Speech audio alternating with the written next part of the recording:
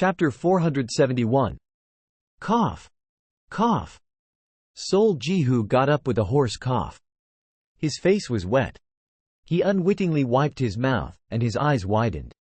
Fresh blood drenched his hand. His face had been covered in blood without him knowing. Ah! Intense dizziness struck his head. To be frank, he wasn't in a good state. His chest felt stuffy, and his mana was boiling. He also felt like parts of his body became loose, almost like how a new car was quickly becoming used. It must be the price for activating Spear God. Sol Jihu murmured inwardly before slowly collecting his breath. The golden light surrounding his body flickered off, and his body quickly returned to its original color. Spear God wasn't a convenient ability that could be used and maintained as long as one wanted. Sol Jihu had activated it only to escape from the barrier of chaos that the Parasite Queen created. Although he achieved his goal, he couldn't help but feel like he suffered a significant loss. He originally planned to save it to finish off the Parasite Queen. But now that he revealed this trump card, the Parasite Queen was sure to be on guard against it. In all likelihood, she would not fall for it so easily next time. This naturally meant his chance of defeating the Parasite Queen was now lowered.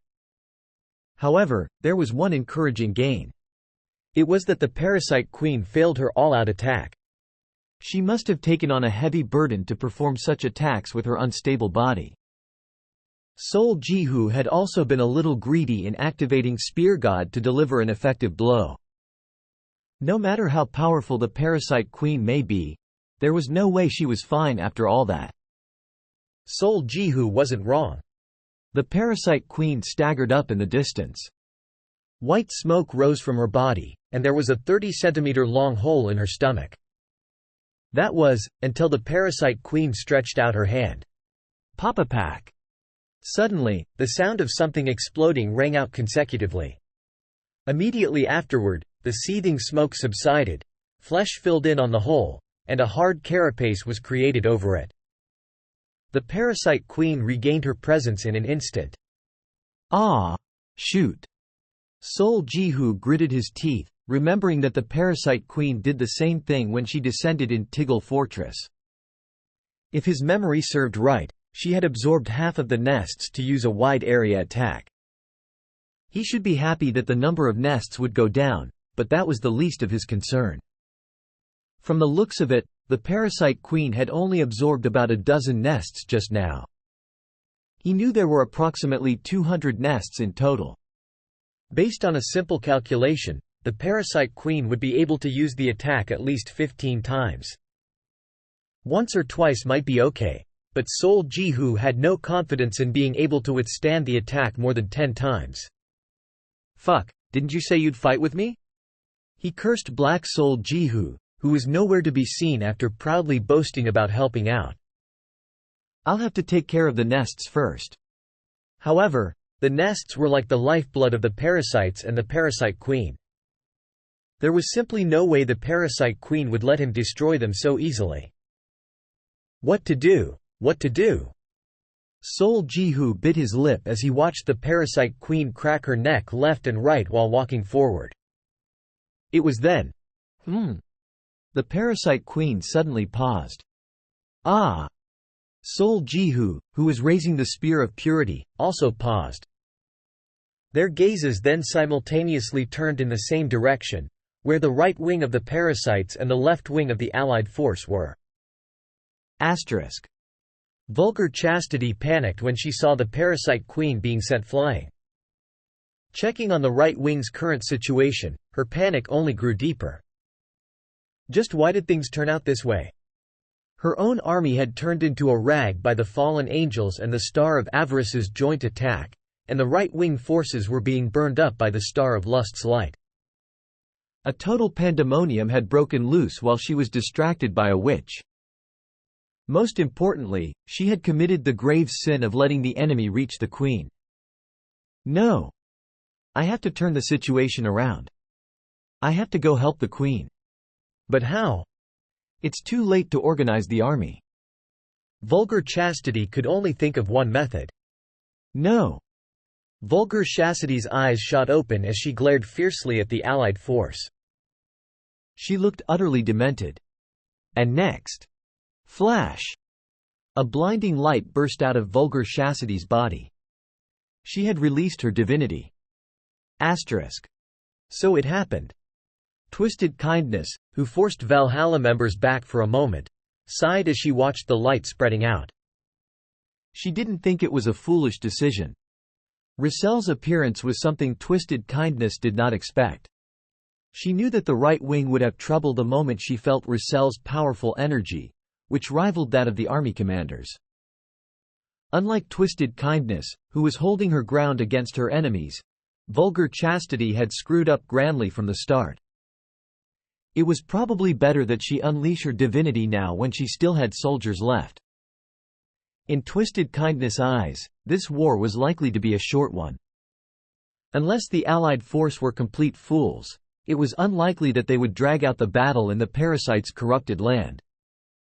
The tactics they had shown so far were more than enough proof. Sol Jihu and the Parasite Queen, the vanguard and the center army, the left and right wing, and the rear army. The tide of battle would tilt to one side if even one of these fronts came to an end. And just now, with Vulgar Chastity releasing her divinity, the parasite's collapsing right wing regained stability. If she could use this momentum to defeat the Allied force and then support the other places, that would be more than enough to make up for her earlier mistake. Of course, Twisted Kindness was not at ease. Releasing one's divinity was a double-edged blade. What if the Allied force held out until the duration ended? Then the situation would tilt the other way. That's not all. There were other things that worried her. Those dwarves. Twisted Kindness' eyes narrowed as she gazed at the Allied forces' main camp. Thunders were powerful weapons of destruction that even army commanders had to be wary of. However, the dwarves had not used any thunder since the vanguard forces started fighting.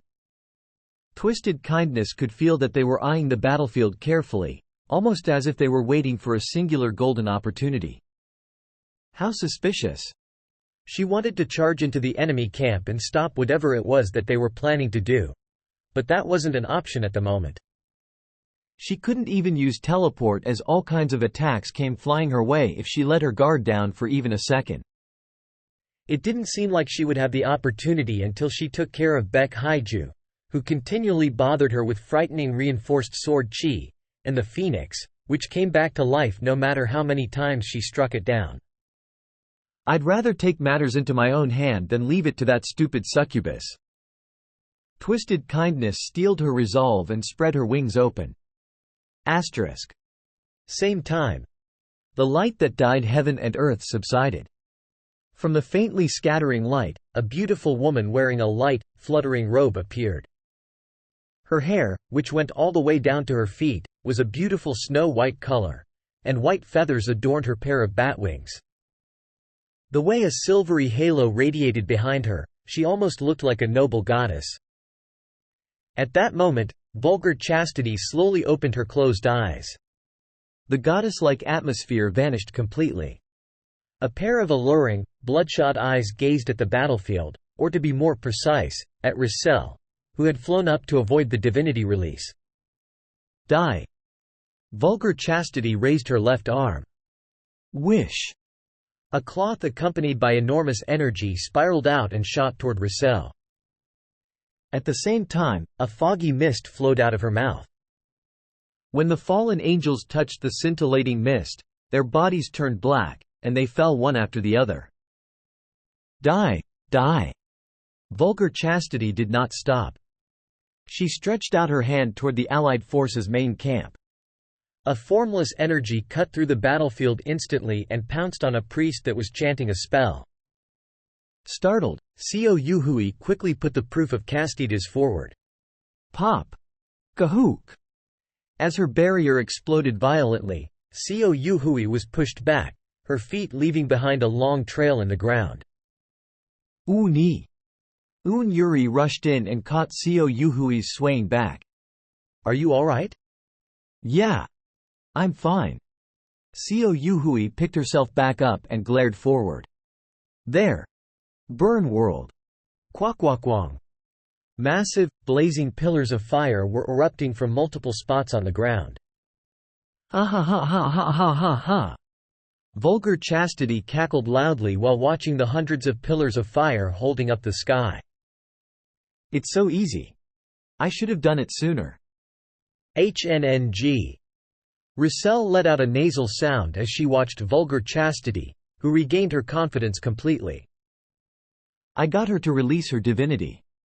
SSP. She muttered before licking away the blood coming out of her finger. With this, the die that would tilt the balance of the battle was cast. There would only be one of two outcomes. Either Vulgar Chastity would hold out, or the Allied force would. Or so the enemy might think. In reality, there was a third outcome. However unlikely, it was Vulgar Chastity's defeat while her divinity was released. As long as this could be done, the parasites would suffer a massive loss, and the Allied force would make an enormous gain. As an ancient witch, Roussel was the only one besides Sol Jihu who could possibly achieve such an impossible feat. Of course, that didn't mean she did not see the reality. Bluntly speaking, there was no way she could defeat the current Vulgar Chastity alone. She exchanged glances with Gabriel and devised all kinds of plans, but it was still difficult. We're still missing something. What they were doing was like hitting a rock with an egg. But, just like how Un Yuri gave birth to an alien monster with her terrible cooking skills, if there were only one more ingredient to fill in this inadequacy. It was then. Something caught Roussel's attention as she looked around the battlefield.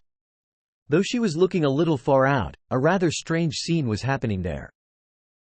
Inside a bloody battlefield, a male archer was lying face down on the ground, aiming his crossbow in their direction. He did not pay attention to anything happening around him and was only focusing on his aim, almost as if he was at the perfect shooting spot. Moreover, Roussel could feel an incredible level of resolve laden with resentment. It was like he was saying he would hit his target no matter the cost. And when Roussel felt the man's unwavering determination, "You, there," she found herself talking to the man. "What are you doing?" Anyone would get flustered if a voice suddenly resounded in their head, but the man did not even flinch. He remained in the same position, erasing his killing intent and presence, not losing his focus. "Oh ho!" Roussel exclaimed quietly. She did not know the man's circumstance but instinctively knew that she had just found the perfect ingredient. "You don't need to talk or look for me. All you have to do is think." A soft voice rang out in the man's head again. Marcel Guionia, who had been eyeing Vulgar Chastity, moved his eyebrows slightly. "Once." "Once?" Roussel asked back after reading Marcel Guionia's thoughts. "Just once is enough." Marcel Guionia nodded. "Just give me one chance. Do you understand the significance of what you just said?" Creating an opening against a divinity-released army commander was no easy feat. It was possible since they were facing Vulgar Chastity, but it would virtually be impossible against someone like Twisted Kindness.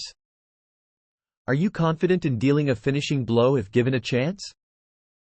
Marcel Guionia shook his head slightly. It wasn't as if he was an apostle. He knew his limits better than anyone else. "No, it will be difficult. But I will use the opening you created for me and return an even bigger opening."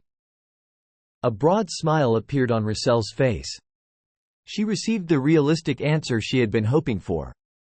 She would not have continued talking to him if he insisted doggedly in a fit of rage, but she could tell that this archer's current state of mind was as cold as the look in his eyes. "Excellent." Roussel decided to trust the man. "I'm ready when you are. Don't worry about hitting her. Just shoot when you think you have the best chance." With that, Roussel's voice disappeared. Marcel Guionia took out an arrow from his quiver that gave off a chilling light. He knocked it on the bowstring. It was a special thunder arrow that he asked Vidalov to make using Sol Jihu's name. "The best chance." Marcel Guionia grinned as he fixed the crossbow in his grip. From the teeth that were revealed between his lips, His sharp fangs flashed blue from the light of the arrow. Chapter 472. Kya ha ha ha ha ha.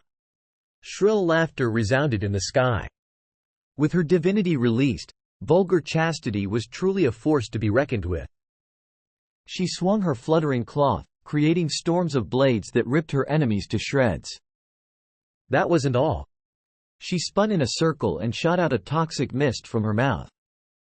Fallen angels that met her bloodshot eyes either lost their strength and fell, or turned around and aimed their tridents at the allied force.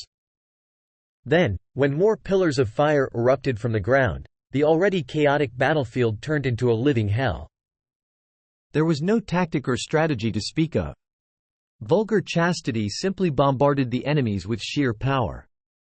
But ironically, this was the best tactic in the current situation. With vulgar chastity leading the way in pushing the Allied force back, the morale of the Allied force faltered. On the other hand, vulgar chastity's army and the parasite forces were advancing forward for the first time. Who's next? Where did everyone go? Vulgar chastity looked around with gleaming eyes before fixing her gaze in one spot. A robed magician was opening a thick book. It was the Star of Avarice. What are you planning to do? Vulgar chastity harshly stretched out her left arm. Then, when she clenched her fist, "Yuck!" Philip Muller spat out a grunt and frowned. Next, his head and shoulders began to shrink, almost as if a large hand was squeezing him. He tried to resist as much as he could and chanted a spell, but it was not enough. When terrifying power blocked his mouth and crushed his mudra drawing fingers, he had no choice but to drop the book in his hand. At that moment, as if to save Philip Muller, a bright light descended on him. "As if I'd let you." Vulgar chastity snorted and stretched out her right hand. Xiao Yuhui, who was chanting a spell from a distance, suddenly spat out blood and fell backward. Vulgar chastity clenched her right fist and raised her hand, and Xiao Yuhui shot up into the air forcefully. "Don't get in my way." Vulgar chastity shook her head strongly. Xiao Yuhui drew a 180 in the air and began to spiral downward. Quang, quang, quang, quang. As she was flung to the ground, countless explosions erupted in her surroundings. Un Yuri narrowly saved Xiao Yuhui before her head hit the ground, and then gritted her teeth while watching the chaos breaking loose in the Allied forces' camp. Though she had her own mission to perform, she could not stand by and simply watch when Xiao Yuhui was in a perilous situation. Meanwhile, as if to pay back her pent-up anger 1,000-fold, vulgar chastity began to run wild like a crazy woman. Because of her, the Allied forces' left wing shook, and the main camp naturally fell into disorder. "Save your strength, everyone." Russell transmitted a mental message to Gabriel, Philip, and Xiao Yuhui. "I'll deal with this prostitute, so stand back and wait so that you can deliver an attack when the time is ripe." Russell moved her broom and approached vulgar chastity, who was still spinning and slashing with her cloth. "Aya! Look who's here!" Vulgar chastity's eyes lit up upon discovering Russell. Russell glared at her without saying anything. "What happened? Cat's got your tongue? Why don't you babble on as you did before?" Vulgar chastity sneered excitedly, seemingly enjoying Russell's anxious expression. "Come on. Say something." She stretched out her hands roughly, and the fluttering cloth straightened out and came hurling forward. Russell completed a defensive spell she had prepared beforehand and soared up. Vulgar chastity chased after her with a burst of shrill laughter, not knowing this was all a part of Russell's plan. Having experienced all sorts of hardships, Russell was not the type of person to reveal her emotions easily. The reason she displayed a scared expression was to trick vulgar chastity into believing she was impervious. A recklessly charging boar that only believes in its strength and has no regard for its surroundings was bound to trip on a pebble and fall. The question was whether Russell could last until the boar hit the pebble. Same time. While the battlefield had gotten rowdy, one place, in particular, was extremely silent. No, there definitely were sounds of metals and screams nearby. It was just that the air carried an eerie silence. Marcel Guionia, who had one eye opened and the other closed, slowly breathed in and out. What was the most important factor for a sniper to hit his mark? The past Marcel Guionia would have given several factors, but the current Marcel Guionia was different. Setting aside one's skill and experience, there was now one thing that he considered most crucial. Will. To imbue the arrow with the desire to hit no matter what. Some might call it nonsense, but this was what Marcel Guionia concluded while walking on the path of the soul.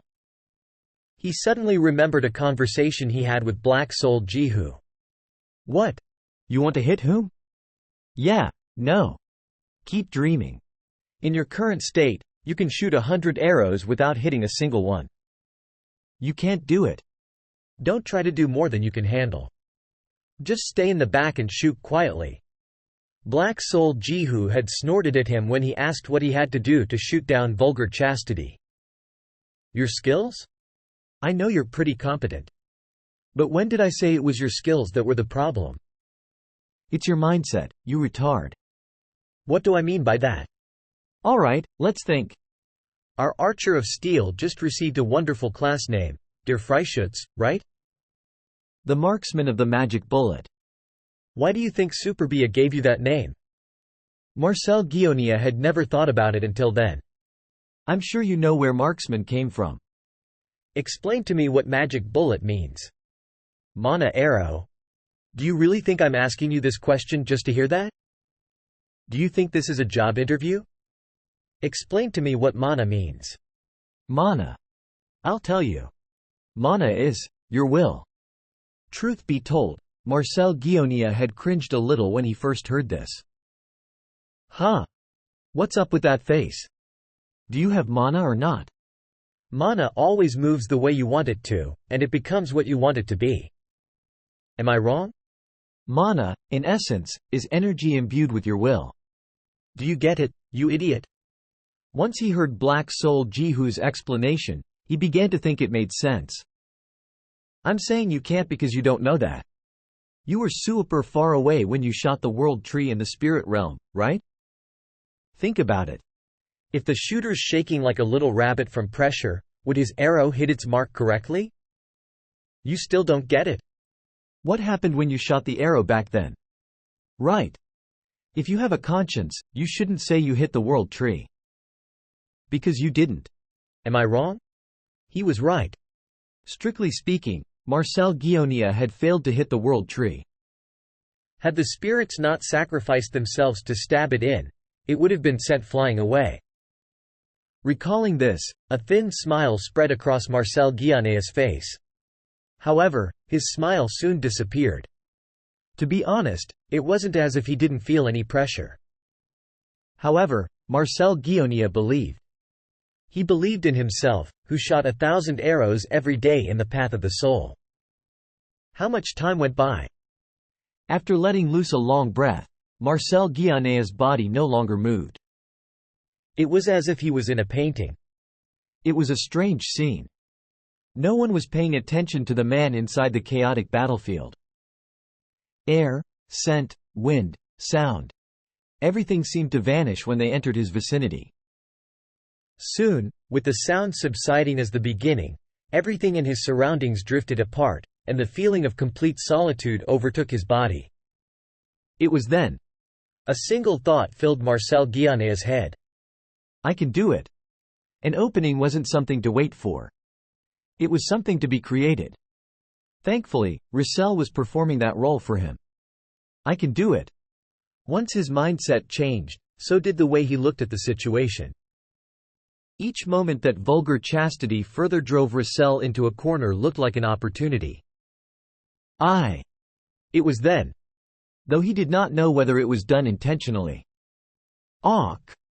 Marcel was sent flying with a scream after being struck by vulgar chastity's claw. In vulgar chastity's perspective, this was the perfect opportunity to get rid of one of the main fighting powers of the Allied force. Vulgar chastity chased after the incapacitated Marcel. The moment she disregarded everything else and charged in. The moment Marcel Guionia spotted vulgar chastity reaching for Roussel's neck, the moment Roussel's sideways glance met his eyes, the archer of steel no longer hesitated. His eyelids, restless with sweat, shot open. I can hit her. And he finally let go of the tightly pulled bowstring. Shriek. An intense desire to kill the target. An arrow carrying an even bigger will to hit the mark no matter what, cut through the sky like a beam of light. It really happened in an instant. Vulgar chastity, who finally succeeded in grabbing Roussel's slender neck, flinched. She abruptly turned her head and looked back. She didn't feel any killing intent. She didn't even hear a sound. She couldn't tell why she did so either. It was just that her body reacted on its own. Next, sensing that something was flying toward her, vulgar chastity swung her cloth reflexively. No, she tried to. She would have swung her arm if a chilling blue light didn't brush past her sight. However, thunder! When she realized that the arrow shone with a blue light from the arrowhead to the fletchings, vulgar chastity waved her hand instinctively. The cloth suddenly circled back. There was no time to wrap around it. The cloth gently touched the arrow shaft that had come under her nose, changing its course ever so slightly. At the same time, vulgar chastity moved her neck to the side. Quack! A blue flash brushed past her neck. A thin, red line was drawn on her neck, and a chill ran down her spine. It did not take even 3 seconds for all of this to happen. Soon, vulgar chastity gave a delighted smile. In her hand was the witch that she wanted to tear to pieces.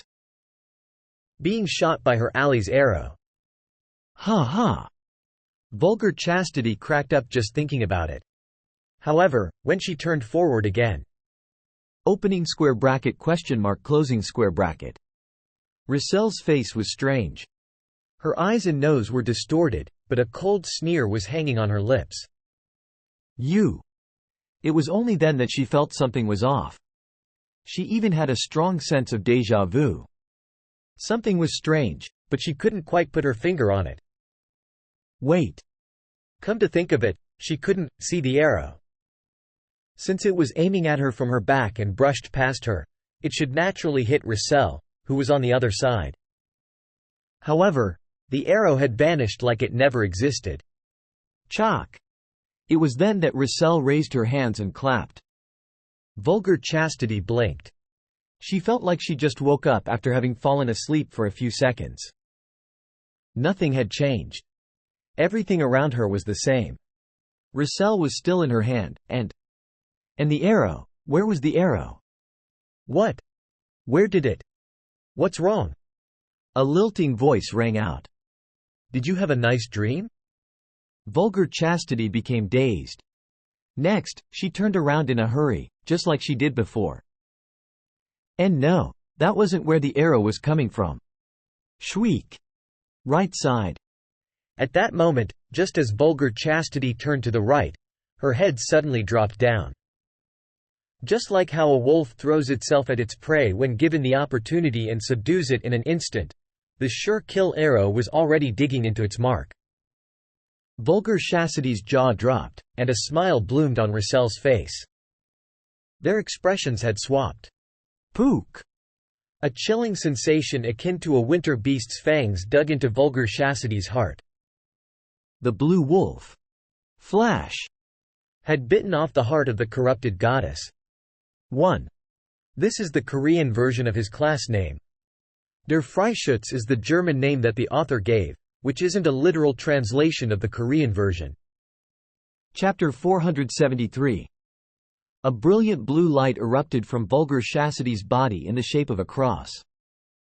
An ear-splitting roar ensued. It was truly a flawless shot.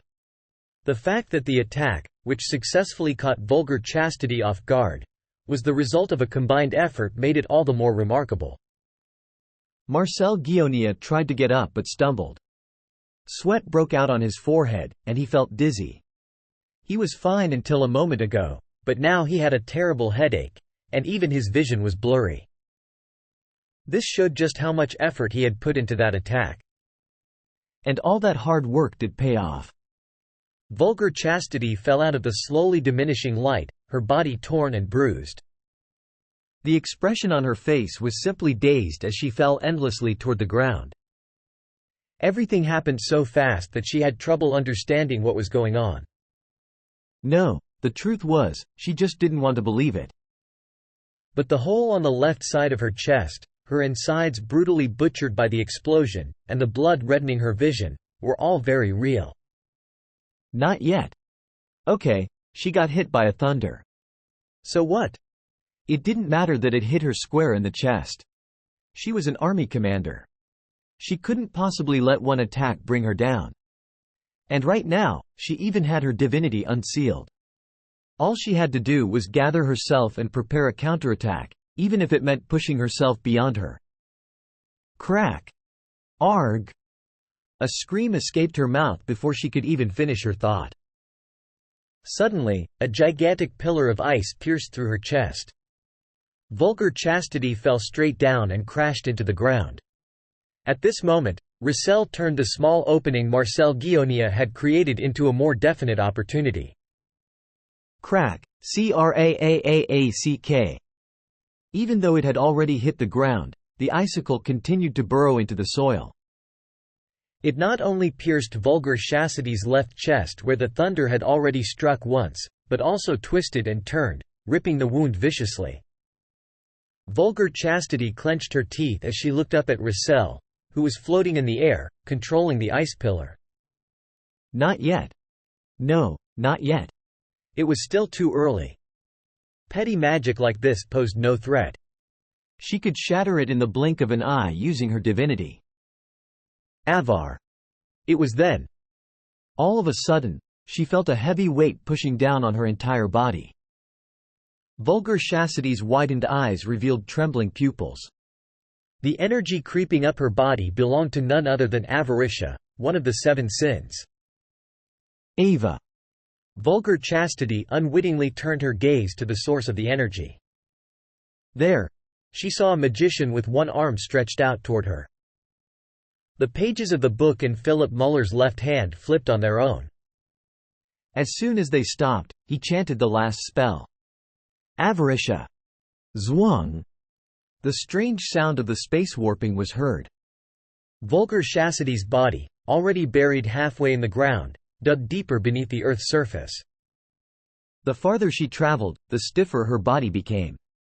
Even her toes straightened out. Kak. Kook, kiak.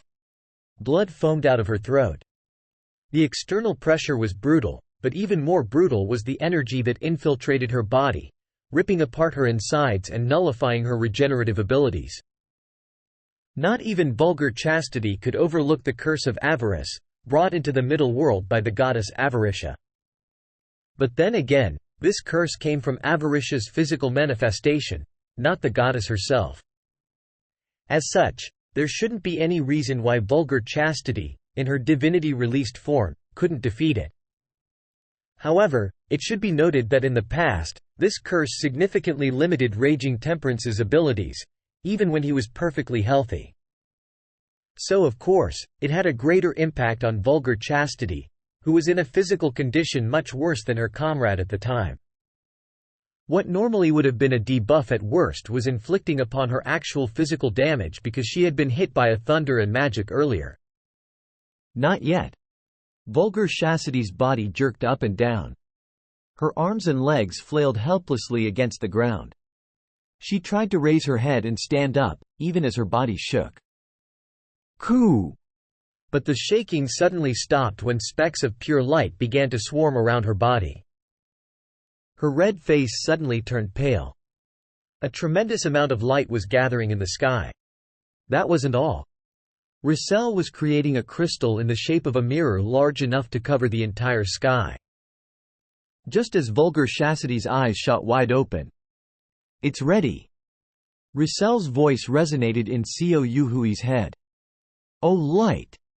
Xiao Yuhui raised her hands to the sky, shining runes dancing at her fingertips. Shine, burn, cleanse. The sky responded to her prayer and emitted a blinding light. The light illuminating the world passed through the concave face of the mirror crystal. And the next moment, it gathered at one point. More precisely, it gathered where vulgar chastity was. Kia! An inexplicably loud scream erupted. It was more a roar than a scream. Kak! Kiek! Her head, which she had barely managed to hold up straight, flopped back down and began to shake. It was hot. So hot that it was driving her crazy. The light cooked her alive and burnt her flesh. Her brain, her organs, and her blood vessels were all boiling. She felt as if she had been placed in an enclosed space full of gas after drinking several liters of oil. Kuhuk, kuhuk. At last, vulgar Chastity's eyes rolled halfway back in her head. Her body flopped up and down like a fish out of water. Seeing how much pain their commander was in, the succubi rushed to save her, only to be devoured by the light. The same was true of the parasites. The light focused on vulgar chastity was so intense that they couldn't even dream of approaching her. Uah, uheeuaaah. Even as her entire body twitched and spasmed, vulgar chastity tried to raise herself. Ah! Ah! However, through the blinding light, she saw a crimson magic circle dripping with ominous energy and numerous fallen angels rushing into it. Vulgar Chastity's lips trembled. The enemy's attack wasn't over yet. The fallen angels lost all their power and authority when they were banished to paradise. But this didn't mean they couldn't fight. While it was impossible for them to regain their powers permanently, there was a one-time method that they could use, not as angels, but as fallen angels. Come! Exterminator Angel! Blood spurted from the crimson magic circle as it repeatedly spun in the air.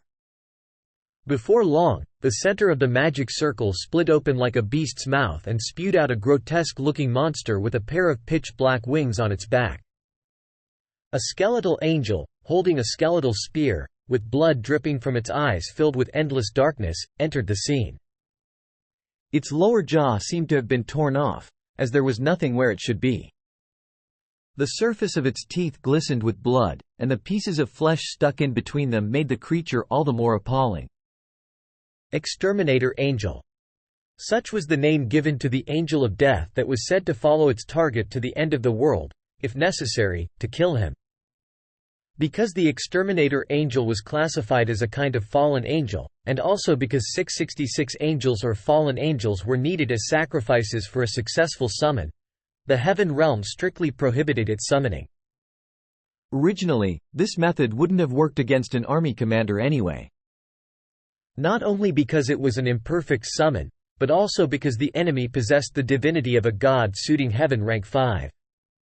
However, even if it were effective, Gabriel in the past wouldn't have even thought of using an exterminator angel. But she didn't care anymore. She had long been deprived, and now was not the time to hold a moral high ground. If she could only return to the heaven realm, Gabriel could even sell her soul to the devil. Kill her. Gabriel pointed at vulgar chastity, and the exterminator angel lowered its head. As soon as the creature located its target, it lifted its spear and glided down toward her. Vulgar chastity looked at the angel of death coming down at her. Her mouth moved but no sound came out. She knew she had to do something, but her body wasn't moving. Her divinity, swept away by an internal explosion, was running wild inside her, and her limbs had already lost all sensation. The truth was, she knew. She knew this would happen the moment she got hit. The explosion of the thunder marked the beginning of a perfectly organized series of attacks that denied her any and every opportunity to turn the situation around. That must have been the chance that the enemy had been waiting for all along. I shouldn't have allowed them such opportunity, she thought. But it was too late for regrets now. Even now, vulgar chastity was burning. She had no choice but to watch the exterminator angel come so close that she could distinctly see its features. Pook! The tip of the bone spear penetrated her. At that very moment, vulgar chastity felt it. The remains of the thunder, Russell's mana, Philip Muller's curse, and Seo Yuhui's cleansing light all gathered together, united, and exploded at once. Opening square bracket ellipsis exclamation mark closing square bracket. She couldn't even scream anymore. No, she couldn't hear anything. She only felt her divinity crumble away as the sensation of her body exploding overtook her. Walk! The light that was concentrated on vulgar chastity spread out in a circle. Not only did the light devour the battlefield, but for a very short time, it also reached the capital where Sol Jihu and the parasite queen were fighting.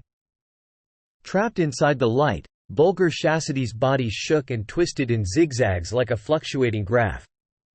It wasn't beautiful at all. It was a horrific sight. Ah! Did she realize the end was near? Vulgar Chastity's expression became distant as the light continued to envelop her. Of course, she was dumbstruck. Who would have imagined that an army commander would die so fruitlessly during the most critical battle in the history of paradise? This is unfair. Her lips barely managed to open. No. No way. She couldn't die here. Vulgar Chastity stretched out her arm in front of her. But she only saw her own body slowly scattering away. Starting at her feet, then to her calves, her thighs, stomach, chest, and then, "Your Majesty." Just before her face turned to ashes, Vulgar Chastity closed her eyes quietly. The light swallowed even her tears, which then scattered like a spray of water. Moments later, when the pillar of light finally disappeared, only a deep hole remained in the ground. Tuck! A faintly shining orb fell to the ground.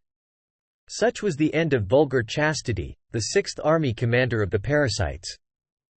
Who? Having confirmed the enemy's death, Russell let out a sigh of relief. She wiped the sweat off of her forehead with the back of her hand. All right, one bitch down. Fearing the parasites might snatch it, Russell quickly grabbed the divinity of chastity and smiled. This outcome was quite frankly surprising, even considering Seo Yuhui's help. The field on the right was where the fewest core members were placed. No one thought they would be the first to achieve results, but they were. The person who contributed most to this important victory was Russell Lagrazia. She was the commander-in-chief of this particular operation, and also the one who provoked Vulgar Chastity from start to finish, creating opportunities for others to strike. Then there was the one who stepped in at just the right moment, not missing his chance. Russell looked down and blinked. She saw a sniper trudging toward where Vulgar Chastity perished. He stopped in front of a succubus lying on the ground. The light earlier had rendered the succubus immobile, but the quick, jerking movements of her body were proof that she was still alive. Larissa. Marcel Guionia looked at his lover, who was glaring at him. There was a short silence. Though he had a lot to say. Don't worry. He swallowed and continued slowly. I've already prepared everything. Our friends are waiting at my house to take you to the hospital as soon as you wake up. Despite her resentful gaze, his voice was calm. I want to go with you, but I still have work to do. Click. The sound of a bolt clicking in place was heard. So don't die. You have to wait for me. Marcel Guionia aimed his crossbow at the succubus head. I'll be back as soon as everything is over. Quote ellipsis quote. We'll meet again, and, when you finally feel okay. Marcel Guionia stared back at the succubus glowering at him. Let's get married. Then suddenly, he smiled. You've done so well. It was a bright smile, free of all burdens and pain. It's all over now, he said in a relieved voice and released the bowstring. Ping! The bolt fired at a close range had pierced Marika Larissa's head. Asterisk. At around the same time, the news of Vulgar Chastity's death quickly spread throughout the battlefield. It was hard not to notice. They all saw with their own eyes the explosion of light that occurred when an army commander died. They also sensed that vulgar chastity's presence had vanished without a trace, which could only mean one thing. Unsightly humility and exploding patience looked aghast. But not as much as twisted kindness did. The situation had taken an unexpected turn. The army commander didn't expect vulgar chastity to make up for her mistakes but thought she wouldn't fall, at least not while her divinity was in effect. Foo! As twisted kindness stood frozen, speechless from shock, a sound rang in her ears. It was the sound of something finally collapsing that was barely holding out. A signal to mark the beginning of change was fired. Chapter 474. Vulgar chastity, who was in charge of one of the parasite's battlefronts, perished. If this had happened a few years back, it would not have been a matter of much concern. Though the death of an army commander would have been a great shock, the parasites always had leisure on their side. If one army commander weren't enough, they would dispatch 2. If 2 army commanders weren't enough, they would send 3 or 4. Even then, they would have forces in reserve. However, that was no longer the case. Less than half remained of the 7 army commanders that once invoked fear in anyone who heard their names. On the other hand, the Federation and humanity grew in strength, and an earthling appeared that could rival the parasite's last line of defense, the Parasite Queen. Now, it was no longer enough to say that the Allied force held an advantage. The parasites were experiencing the feeling of despair when faced with overwhelming odds stacked against them. Unlike the Allied force, which experienced this feeling every time they were attacked, this was a first for the parasite army commanders, so it was a somewhat unfamiliar feeling. If only they had some time to think of a method. However, the Allied force wasn't so soft as to let go of such a preciously seized chance. Now's the time. Let's go. Roussel spoke sonorously and pushed down her conical hat. The broom she rode on quickly cut through the air to the vanguard, or to be more precise, where unsightly humility was. Philip Muller was also running, or rather, walking briskly. He wasn't in any condition to fight. Because he allowed Avarisha to take over his body, he was now suffering from the aftereffects. However, thanks to vulgar chastity dying rather quickly, he did not fall into a groggy state. He only had to rest until his mana calmed down. Unfortunately, there just wasn't enough time. He had to hurry to the vanguard to make unsightly humility think that he was going to aid the Allied force for the second part of the plan that would begin soon. Only, he could not get too close. The reason for that. Uni. Un Yuri helped Seo Yuhui up. Seo Yuhui's face was pale and almost lifeless. Blood was streaming down from the corner of her lips. This was all because she used several ancient prayers and took a few of vulgar chastity's attacks. I'm okay. I can still fight. Seo Yuhui pushed Un Yuri aside and stood straight. There were too many things that had to be done. The current situation was only thanks to Valhalla's members holding twisted kindness off, and there was no way of knowing how long they would last. Furthermore, with Sol Jihu likely being in a fierce fight against the Parasite Queen, Seo Yuhui wanted to act with haste. Thank you for helping me. Are you sure you don't need to rest? Un Yuri asked with a worried expression. Seo Yuhui feigned a smile. Don't worry. I still have some time before I need to rest. Also, don't you have something you need to be doing? Yes. Un Yuri nodded. She had become one of the main powerhouses of the Allied force after accepting Roussel's inheritance and coming back from the path of the soul. Given that she lasted several days against Sung Shihyun during the defense of Harem, it would not be an exaggeration to say that she was one of the strongest people after Sol Jihu. There was a reason that someone of her level had yet to appear on the battlefield. In any case, Un Yuri wasn't so stupid as to not understand that Seo Yuhui was telling her to focus on the task she was entrusted with. Be careful. Shortly afterward, Un Yuri turned around and flew up. She gazed down at the battlefield with eyes that were brimming with nervousness. She had already finished finding the location. There was only one chance. To succeed, she had to start preparing now. Seo Yuhui slowly turned to the battlefield after watching Un Yuri fly away. The movement of the vanguard force was getting disorderly. The Allied forces' vanguard was suddenly retreating. Shoot! Unsightly humility groaned. He had raised his caution as soon as vulgar chastity perished. And just now, two people entered his radar. A witch, emanating a frightening aura, and the star of avarice were approaching him. Their intention was obvious. He must be their next target. Unsightly humility scanned the battlefield. It was a mess, no matter how many times he looked at it. The undead army was utterly broken up by the combination of the vengeful spirit eunuch, the cavalry, and the infantry, and was being pushed back by the earthlings. Even the few death knights that were protecting him could no longer be seen. In reality, unsightly humility was doing rather well since he joined the battle. Although the vanguard force was broken through, one had to consider that the Allied force invested most troops into this task. The fact that he lasted until now without releasing his divinity meant he had performed at least 1.5 persons' worth of work. But now, holding on was getting difficult. He was already in a dangerous spot, and the powerful witch and the star of avarice, and the star of lust would join in? Not even the Second Army commander could guarantee anything in that case. I guess there is no choice. Given that this was an emergency, unsightly humility did not hesitate for long.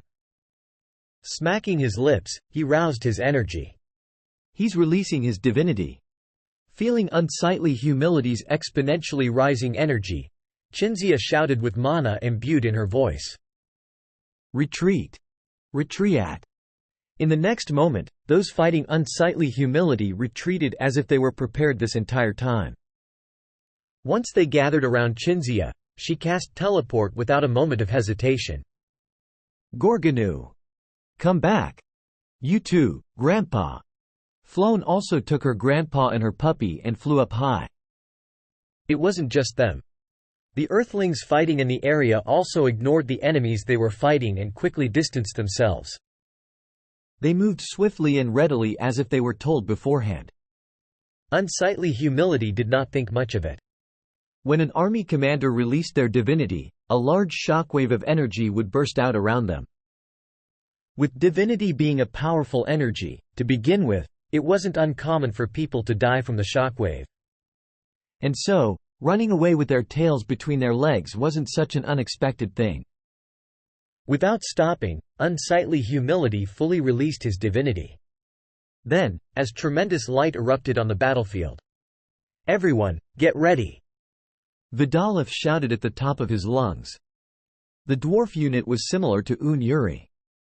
They had not participated in the battle for the most part.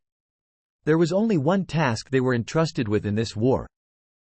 And that was to detonate all the thunders at once. Such a thing would have been unimaginable in the past. Not only were there not enough thunders, but using thunders was also pivotal in maintaining equilibrium when they were at such a disadvantage. However, now that the Allied force could stand their ground independently, a new use was found for the thunders.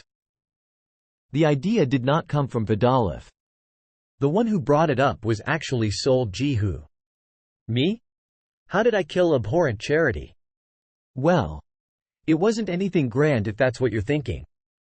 We pretty much scraped up every tool in our arsenal to just barely succeed. Training was not the only thing Sol Jihu did in the path of the soul. He talked about the upcoming final battle and sought advice. Black Sol Jihu had participated in more battles against the parasites than anyone else and had even killed the Third Army commander from a disadvantageous spot.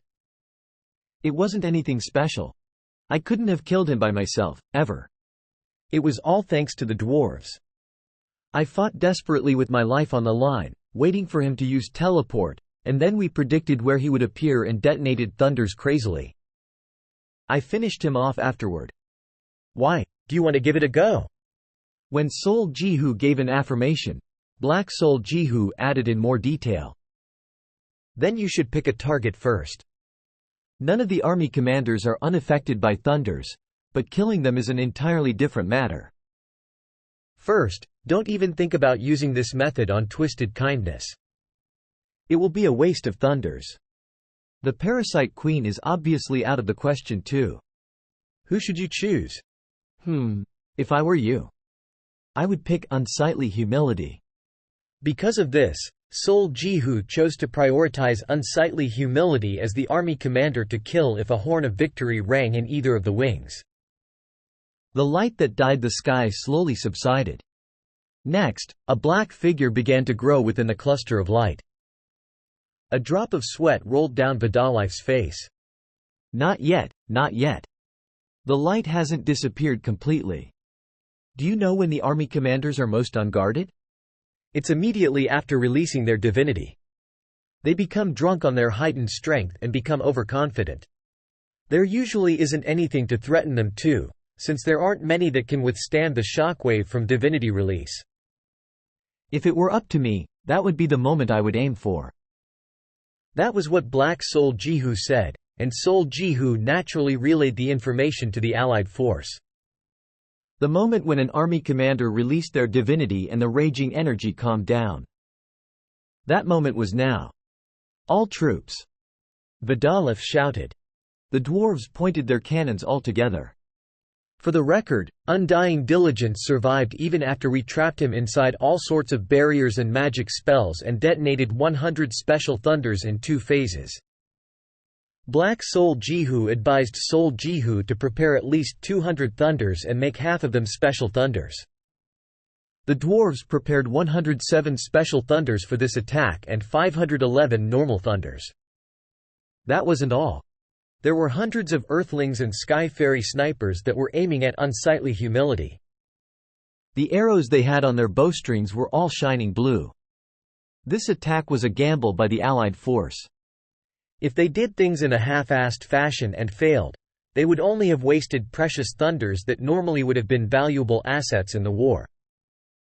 If they were going to do this, they had to do it perfectly. Rather than blowing the opportunity and wasting thunders, Vidalif made the bold decision of using all thunders in this one attack. Soon, the light died down, and a knight clad in jet-black armor began to emerge. It was then, in this volatile situation of absolute stillness and silence, fire! Vidalif shouted at the top of his lungs. Boom, boom, boom, boom. At last, the 618 muzzles pointing at unsightly humility fired simultaneously. The dwarves had shot the thunders without a moment of hesitation. The hundreds of snipers also fired their arrows. Yu-jin acceleratio. And the sky fairies stretched out their arms and chanted acceleration spells. Big and small thunders, as well as blue arrows, blanketed the sky in an instant. At the same time, a fierce wind raged out. And thus, shriek! The precious thunders cut across the battlefield in an instant, all aiming at one being. Who? Unsightly humility lifted his head. However, immediately afterward, he clenched his teeth. Opening square bracket question mark closing square bracket. It couldn't be helped. When he raised his head, he saw a swarm of blue light covering his vision. However, he didn't have time to take a good look. Whish! A stormy wind raged as soon as his divinity release ended. What followed afterward was a flurry of thunders that came hurtling toward him with a menacing light. Unsightly humility gripped his sword unwittingly. Wait! Boom! The earth stood up. That was the only way to describe it. In an instant, the earth rose chaotically. A massive cloud of dirt also shot up but was swallowed by a blue flash of light that erupted a second later. The explosion didn't end with just once. There were overlapping chained explosions. Along with the explosions, the thunder's unique cross-shaped light overlapped with each other and expanded in size like a smoke cloud. The blast shook the entire battlefield, and the heaven and earth rumbled as if the world would be destroyed. Even an earthquake started because of the explosions. Do. Not only that, the ground was cracking, even where the Allied force was located. Despite priests being prepared for the worst, The barriers they cast shattered like crumpling pieces of paper, just from the explosion's aftermath. Shrieks broke out in all directions. Both the Allied and enemy forces fell to the ground screaming. The war came to a momentary halt. Even Seol Ji-hoo and the Parasite Queen drew back to keep their balance. Don't tell me. The intensity of the light reaching even the Empire's capital was so great that the Parasite Queen suspected that another army commander fell. How much time went by? Whoa! As the blue light gradually subsided and the aftermath of the explosions calmed down. Chinzia took one hand off her ear with a frown. Arg! Ah! Beep! A ringing resounded in her ears. She was still partially deaf. Thanks to witnessing such a catastrophic calamity, even her body convulsed sporadically. Looking down, she saw the earth with spiderweb-like crevices, still vibrating faintly. Insane! Chinzia cursed unwittingly. She looked completely dumbfounded. She had teleported far away from the epicenter of the explosion and even squeezed out every ounce of her energy to cast a powerful barrier. Yet, she had still suffered such damage. She did not doubt that anyone could survive from a direct hit of this explosion. However, rise, everyone! Chinzia shot up while whipping those around her to do the same. It was because she remembered what Seol Ji-hoo said before the war.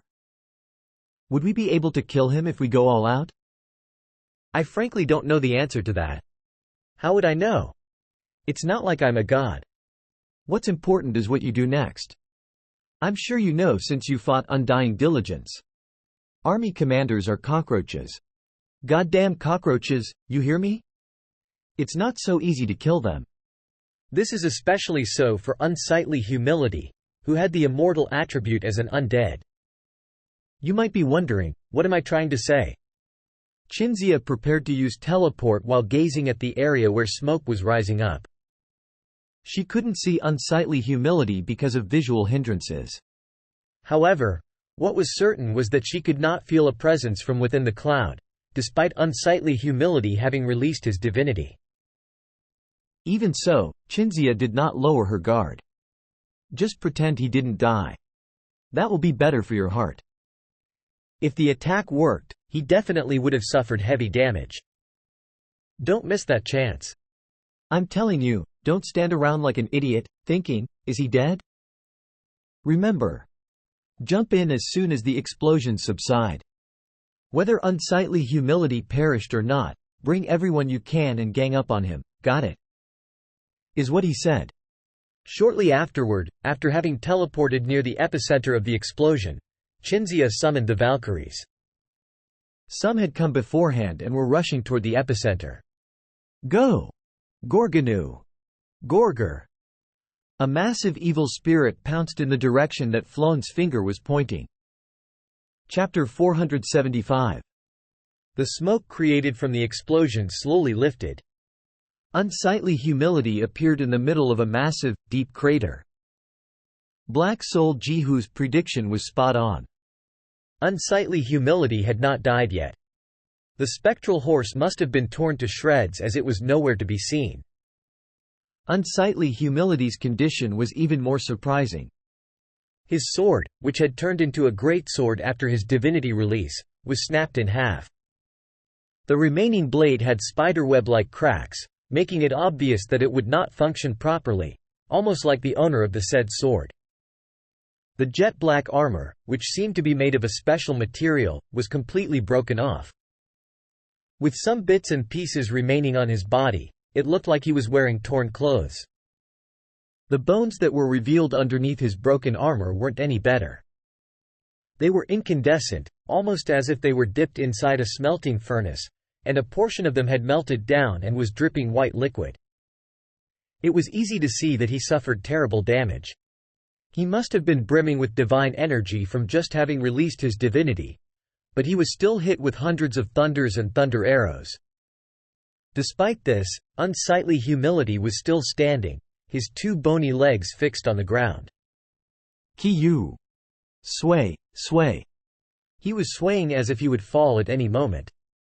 Then, his left shin bone broke. It just couldn't hold his weight as his bones had melted down while he was in a weakened state. Unsightly humility swayed before falling to his knee. It was then. Kung! He fell backward, suddenly feeling a heavy weight and a violent evil intent on his body. When he looked up in response, he clattered his mostly broken teeth. A giant vengeful spirit was pressing down on him as if to kill him even if it meant sacrificing itself. That wasn't all. Several people pushed through the cloud of dirt. Delicious! The first servant of gluttony, flown, shot down rapidly. Uriah! The star of wrath, Wu Lei, struck down with his greatsword while giving off a powerful energy. Chinzia, the star of sloth, came down while creating dozens of purple magic circles, and Agnes, the star of pride, did the same while shooting out spiderwebs. More than a dozen servants followed behind them, and at the furthest back, preparing a spell, was the second servant of gluttony, Russell. All before, unsightly humility could recover after being bombarded by thunders. His face paled rapidly. Asterisk. Twisted Kindness stared in great astonishment. She suspected something was up when she didn't hear any thunders go off. But never in her wildest imaginations did she think they would use them all in a single attack. Strictly speaking, it wasn't as if the parasites didn't make any gains from this. Without thunders, the dwarves were simple technicians who could not contribute to battles. The only problem was that the damage they suffered from the thunders was massive. With vulgar chastity gone, losing unsightly humility on top of that, would mean an irreversible setback for the parasites. The parasite queen had the same thoughts as Twisted Kindness. As soon as she realized this, she sent several long-ranged attacks at Sol Jihu, then turned around and flew away. In the next moment, however, she felt something tug on her foot. Then, the parasite queen's body suddenly shot backward. You! The parasite queen shook her leg angrily, then immediately pointed the ends of her bone wings in unsightly humility's direction. Zhuang! White beams of light shot out from her 14 pairs of bone wings. She was urgently trying to help unsightly humility from a long distance. Boom, boom, boom. However, even that was stopped in the middle. Sol Jihu had blinked over with ethereal shift and blocked the attacks. Swinging the spear of purity, Sol Jihu's body was shining gold before the parasite queen noticed. He had activated Spear God again. "Where do you think you're going, Your Majesty?" Sol Jihu winked with a beaming smile. The parasite queen bit her lower lip. It was clear as daylight how things would turn out from now on. Although vulgar chastity perished, the right-wing troops were still alive, and most of the Allied forces' troops had withdrawn, so it was still bearable. The problem was the vanguard. It was already collapsing, but the moment unsightly humility perished, it would fall apart immediately. With the vanguard gone, the Earthlings would join the vengeful Spirit Army and the Six Kingdoms Army that were battling the Center Army. The main powerhouses of the Allied force would then be able to move to the left wing, crushing exploding patience. With that, the only one left would be the 7th Army commander in the final line of defense. The parasite queen did not think Twisted Kindness would be enough to deal with so many troops. No matter what, she had to stop unsightly humility from perishing. What bastard's on your mind? I can't believe you're thinking about someone else in the middle of our date. The problem, then, was dealing with this damned guy in front of her. Sorry, but I'm not interested in a man who constantly plays dumb when the woman is being so forward. Sol Jihu flinched, being hit where it hurt. He admired the parasite queen for being able to come up with such a good line when she was so anxious and restless. Soon, the troops near the nests and even the mother species surrounding them began to move. The parasite queen judged that this was the most critical point in the war. One that would determine the direction of this war depending on what happens next. The best thing would be to rescue unsightly humility, heal him, and have him return to the battlefield. But if she was too late, she could not let the center army get broken through. Before the war reached an irreversible point, she would have to achieve something on par with losing 2 army commanders. And that would be up to her and Twisted Kindness. Out of the way! The parasite queen fiercely roused her energy and rushed forward for a frontal breakthrough. The moment she was about to collide with Sol Jihu, he stealthily dodged to the side. Having expected him to obstruct her, the parasite queen's eyes narrowed. It was because she saw the corner of Sol Jihu's lips curl up as she crossed by, as if he was letting her go on purpose. Regardless, the parasite queen continued on. If it weren't for the chilling energy creeping up behind her, she would have cut through the battlefield in an instant. At that moment, the parasite queen flinched and turned back. Focus on one thing, alright? Don't try to seize everything. For some reason, Sung Shihyun's mocking words brushed past her mind. Just as the parasite queen turned around and spotted a certain mage floating above the capital, that was already happening. Asterisk. Turning back time by 5 minutes. A magician stealthily teleported to the rear battlefield. The one looking around her surroundings was none other than Un Yuri. The parasite queen was tussling with Sol Jihu, not paying attention to her in the slightest. And just now, the parasite army and mother species appeared in the capital and the area behind it. They seemed to be on their way to join the center army. This was a golden opportunity. Un Yuri nodded. She had already finished finding the location. All that was left was to carry it out. She had to succeed no matter what, to become the bridge that led to the end of the second plan, and for everyone else. Soon, Un Yuri rolled up her sleeves and stretched out her arms. A brightly shining orb rose into the sky. Quote, dot, dot, dot, dot, quote. Her fingers moving as though she was playing the piano, her mouth rapidly began to chant a spell. As her chanting continued, the orb undulated with more and more energy. When the ice energy from Un Yuri's essence of Soma mixed into the orb, a cold wind began to blow. This was also the moment when the parasite queen decided to break through Sol Jihu's defense. Un Yuri's arms trembled as the orb, condensed with an unimaginable amount of energy, vibrated intensely. The fact that the orb had not exploded meant that Un Yuri was perfectly controlling the magic spell. Soon, Un Yuri's eyes shot open. A spell crafted with the eternal light of wisdom, through the completed truth, and cast with Russell recital. Freeze! The vibrating orb radiated an intense light.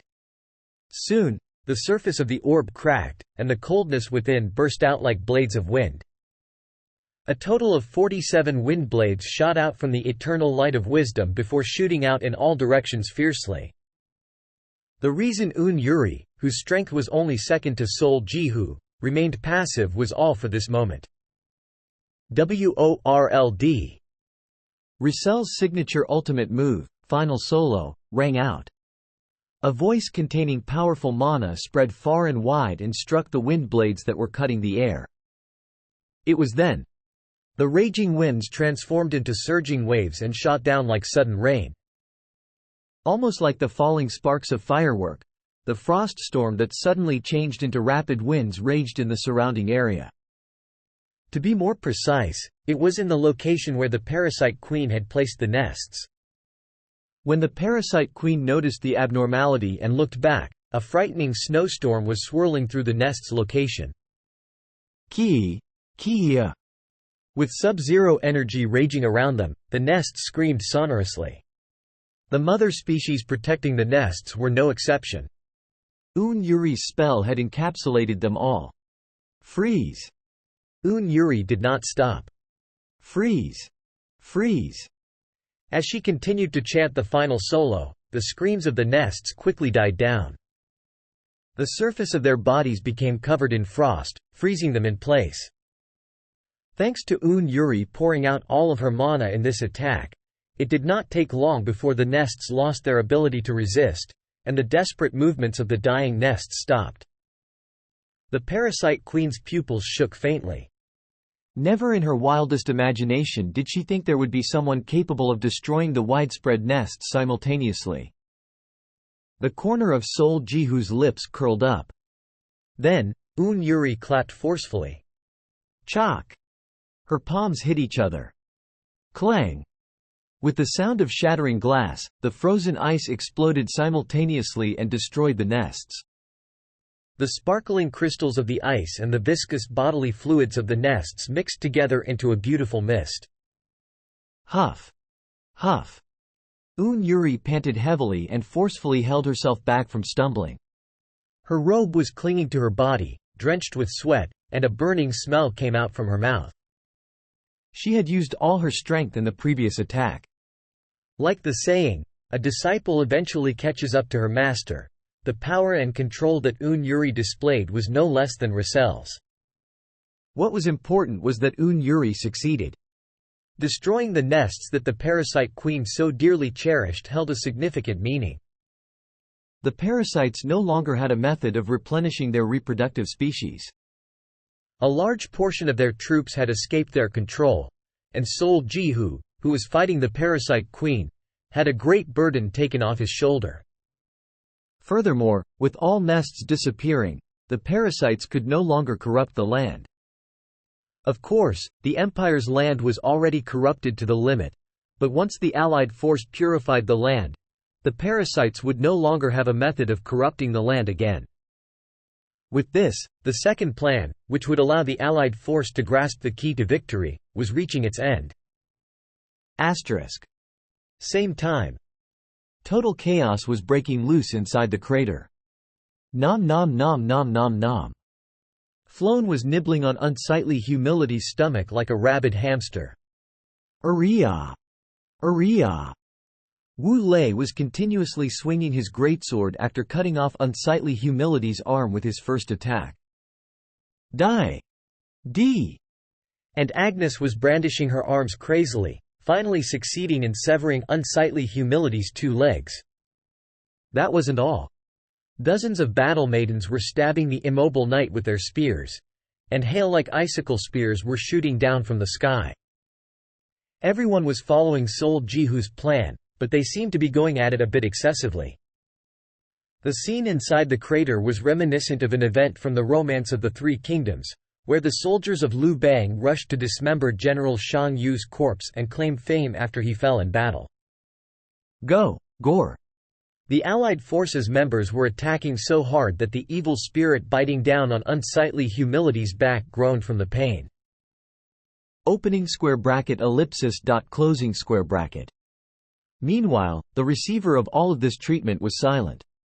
He couldn't do anything even if he wanted to. His limbs had been cut off, and his body was being smashed to smithereens. Unsightly Humility was genuinely dumbfounded.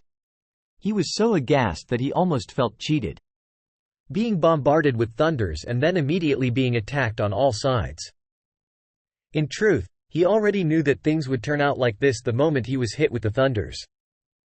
It was just that knowing something was entirely different than experiencing it firsthand. It was disheartening. I made a mistake. With these words, the faintly shining light in his eyes flickered off. Soon, Wu Lei's greatsword smashed down and destroyed his skull. Flash! A large pillar of light shot up from the crater. Then, the nests have all been destroyed. A loud voice rang out in the Allied forces' main camp. The Sky Fairy, who received the report, looked back at Xiao Yuhui. Will you really be okay? Xiao Yuhui nodded her head, her face pale. The Sky Fairy looked at her worriedly before grasping the seed and the sedge in her hand. There is no need for you to do everything. Planting the seed and helping it lay its root in the soil. That's all. Xiao Yuhui quietly nodded her head again and closed her eyes. Laid out in the 8 directions around her were altars filled with offerings. Xiao Yuhui cupped her hands together and slowly kneeled down. O Luxuria! The star of lust and the level 9 Saint Empress, Xiao Yuhui, began a ceremony. Chapter 476. Xiao Yuhui fell to her knees. She bowed forward until her forehead touched the ground, turned her hands over so that her palms faced the sky, and then slowly raised them to her temples. Then she rose to her feet. Her hands came back down and clasped in front of her chest as she bowed her head. She repeated this process over and over again. Everyone looked tense as they watched her. Currently, Xiao Yuhui was a level 9. Luxuria granted a special privilege to priests who, from level 1 to level 4, served her and only her without turning to other gods. Through a ceremony, a priest could plead with her god to grant herself the right to use spells beyond her present level. Of course, the higher the level of the priest, the greater the effect of the ceremony. A level 4 could use a high ranker spell, a level 6 could use a unique ranker spell, and a level 9 could use a level 10 spell, which was said to have reached the realm of divine beginning. For that reason, everyone's nervous faces showed a glimpse of anticipation. What kind of spell would Xiao Yuhui ask for? Could she really pull it off? Amidst the gazes of everyone watching, Xiao Yuhui patiently repeated the same movements over and over. She knelt down, bowed, stood up, and then prayed. Once, twice, 3 times, 4 times. When she reached the 10th repetition, Xiao Yuhui suddenly stopped. Slowly, she tilted her head back and raised her chin. Her eyes gazed up at the sky, only slightly open. Those watching blinked in confusion. The priest stopped, but nothing seemed to have changed. But their confusion did not last long. A sky fairy's eyes narrowed slightly, and then suddenly opened wide. Chwa! She saw the light of dawn shining down on Xiao Yuhui from the sky. This light was not as dazzlingly bright as her other spells. In fact, it was pale, almost invisible. Still, the light was so divine that it made everyone close their eyes in awe. They all sensed an unprecedented amount of divinity in the air. Surrounded by the pale light, Xiao Yuhui's appearance slowly began to change under the dawning sky. Specks of light gathered on her face to form a veil. A pair of earrings formed on her ears and a necklace appeared around her neck. The light gathered around her arms became fluttering fabric, and a silky cloth covered her back. Dressed in immaculate white, Xiao Yuhui looked radiant and so completely pure that she stole everyone's breath away. It was then. The ground under Xiao Yuhui's feet began to shake, and the sky fairy widened her eyes. When the fairy saw the boiling column of water of light rising from the earth, she finally became certain. Could that be? As the sky fairy recalled a passage from an ancient scripture, Xiao Yuhui moved. She spun halfway around and gracefully flicked her left arm. And then, quare! Light soared, to a height of more than 10 meters, and then spread across the gray earth toward the horizon until it could no longer be seen with bare eyes. Just how far? Before the sky fairy could even finish her sentence, Xiao Yuhui flicked her right arm toward the sky. Light surged up again like a tsunami and devoured everything in the vicinity. With her eyes only slightly open, Xiao Yuhui curled her lips into an elegant smile. Then she began to dance slowly. Her dance wasn't exactly entertaining, nor was it high on glamour, but people simply couldn't take their eyes off her. One small gesture of the hand roused light, and one flick of the arm gave birth to a miracle. Soon, light consumed everything around them. Amidst the blinding light, only Xiao Yuhui was clearly visible. Yes. I'm sure of it. The sky fairy trembled with emotion inside the warm light. This is Level 10, Exquisite Dancer, Unknown, Miracle of Gloria Eterna. The myth of the distant past about a mysterious dancer who was said to have rescued Gloria Eterna from the darkness with just one dance was now unfolding before their very eyes. See! Suddenly, a voice shouted. It's the sea! Indeed, he was right.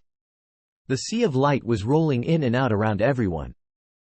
As if pouring water into an arid desert, the surface of the sea quickly sank, breathing life into the corrupted soil and boosting its vitality. The earth devoured the light like a baby hungry for milk. After a while, as the sea of light silently dissipated and the world regained its former visibility, the Sky Fairy raised her foot. The texture underneath the soles of her feet felt both familiar and unfamiliar at the same time. Ah! Her eyes shook as she looked down. The earth was no longer gray. There was no grass or flowers yet, but the soil was brown.